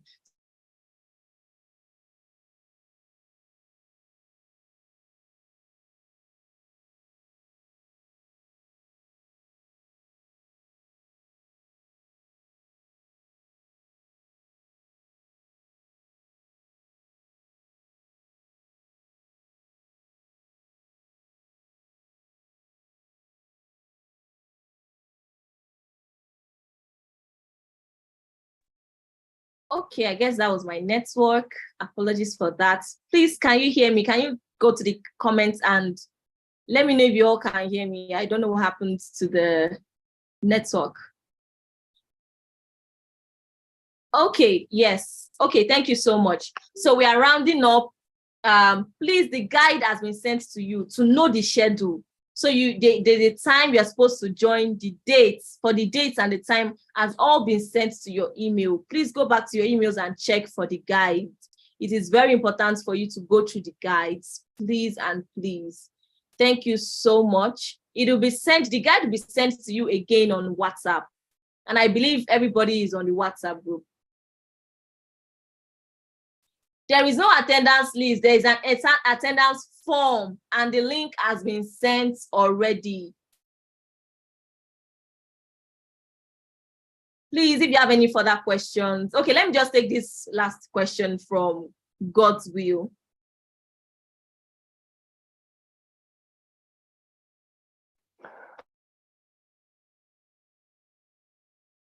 Go ahead, God's Will.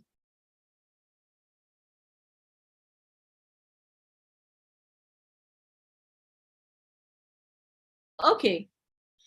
All right. So, yes, for certificates, it depends. It's a yes and no basis. It depends on your attendance. It depends on how active you are. If you don't come to classes, if you didn't submit your solutions reports, please do not expect a certificate. The certificates are meant for those that are dedicated to their trainings, right? It is not compulsory to have your camera on, but if you do, it gives us a mindset that you are really dedicated to the training, because we can see you on our back end. I can see everybody's faces, even Winifred, you've been in my face. I can see you. Thank you so much for on your camera. It shows you are being active, right? Your camera was on throughout and I could see your face. And imagine, you should definitely experience the certificate, right? So please and please, this is not, if you are not active, you just come whenever you want. You don't ask questions and you expect us to see you. It will be difficult. There are over 1,000 people on this call, both on the Zoom and YouTube. So if we don't see your faces, if you are not being active, I'm sorry, we might not be able to grant you a certificate. It is to be only for those that we can say for sure that they were active and they learned a lot. All right, so thank you so much for coming on the call, and I look forward to communicating more with you. Once again, my name is Oluwadunsin Bolaji. You can search me up on Instagram, on LinkedIn, and you can send me messages. I'll be right there to answer all your questions and make this as seamless as possible. The WhatsApp link is not connecting. I think you should have been on the WhatsApp group already by now. Oh yes, you're welcome. You're welcome. The attendance form, please, can we send the attendance form again? The link both on YouTube and Zoom, please. Can the co-hosts please do that? So that those that are on this call will not miss the attendance. Because the attendance form will not be sent to the WhatsApp group. It will be sent here. Please keep sending them. Thank you. Now please check the comment section. The link is already there. Just click on the link directly and go and fill it right now. Click on the link immediately. Don't wait till after, because once this call is over, that is it. We are not sending the link to the WhatsApp group, because some people are on the WhatsApp group and they were not in this training. So that means they didn't attend this training. So whatever you are doing, click on the form. If you are done, please tell me you are done. Thank you so much. Thank you, Samuel, for letting me know you are done. Please, once you click it, let me know you're done. Thank you so much. It shows you guys have been active. Thank you so much for that. Thank you. Thank you for filling it. It's not opening. Please, it might be your network. Keep trying. Okay, please, can the co-host please keep sending the link, please? We need everyone, and on YouTube too, right? So the YouTube participants are not left out on this, please.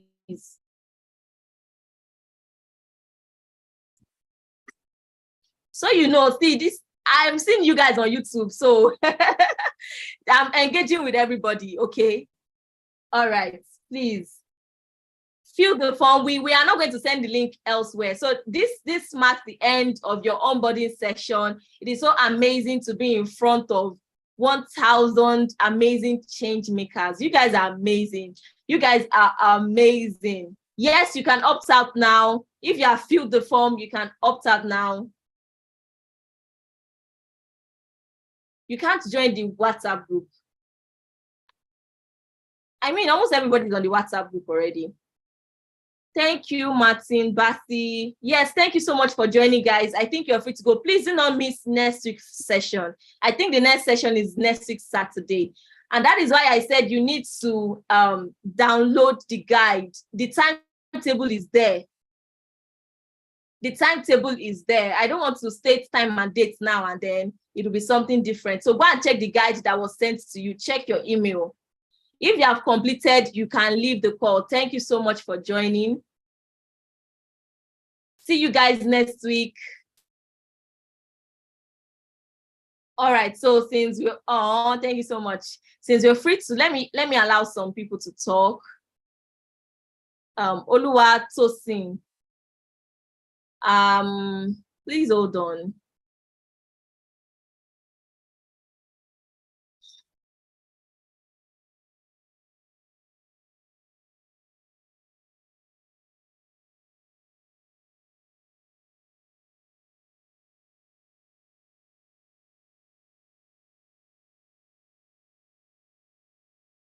I'm asking you to unmute and I can't find. Can you unmute from your hand? Oluwa Tosin. Okay, yes. So can you hear me? Yes, please go ahead. Okay. Sincerely appreciate this opportunity. I would have loved to ask Mr. Mayok a question. It's a very silly question, but I don't know if there is a way we can get across to him so that I can actually ask the question, because it's actually directed to him. I actually need clarification in an area, and I will be very happy if I can get answers from him. Okay, so what we are going to do is that we'll send his email to the WhatsApp group so that you can message him directly and he's going to respond to you directly. So if your question is targeted at Mr. Mayokun, please lower your hands. We would send his email to the WhatsApp group so you can chat with him directly, connect with him directly, and it will be much easier from there. Okay, so Jeremiah, you can unmute your mic.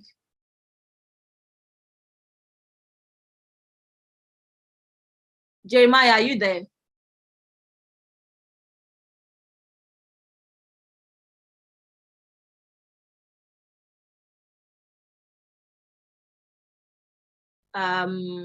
I don't think Jeremiah can hear me. So Mida, Mayel, can you unmute your mic, please? Good afternoon, and thank you for the privilege to participate in this training. Now, the question I asked initially, that's during the first presentation, I used the Q&A section, but the question was not attended to, so I don't know how I can have it answered now. I am so sorry because Professor is already out of the call and he would have been the first person to attend to your questions, but because we didn't have time, if we have allowed all the questions, we would be on this call till 3 p.m. and we want to stick to time. So what I would advise is probably you put together the questions separately and send it to the main group. So we'll try and get it across to the prof, but I'm not promising that there'll be a response or not, but you can do that. We'll try our best to get to him and see if he's going to respond. And if not, please, so sorry, you can use Google, you can search on Google and see what other information you can get that addresses your question. Thank you very much. Yeah, thank you, ma'am. Okay, so the next person is Antia. I'm so sorry, I can't pronounce your name well. You can unmute, Antia. Good afternoon. My name is Antia. Good afternoon, everyone. Yes. My name is Antia Andifeke. Okay. The question I wanted to ask is just that this particular group on Zoom now is only accept 300 people. It was very difficult for me to join, even from that from the beginning stage. Then, but I thank God I really joined. I later joined it. But the whole fact is just that you said the attendance shouldn't be, because next week Saturday, when everybody says should start joining in, probably on the Zoom and YouTube, some people will still be left out. I think the link of the attendance and the after class, there's what we call after class of what we practice on the onboarding program that should be sent on WhatsApp for other people who are not been able to, you understand, to know what's happened on the onboarding to participate. All right, so because of the time, but I understand you. So this is why it is important for you to join the class early, even before 10 a.m. You are supposed to have clicked the link and you should be seated in class, right?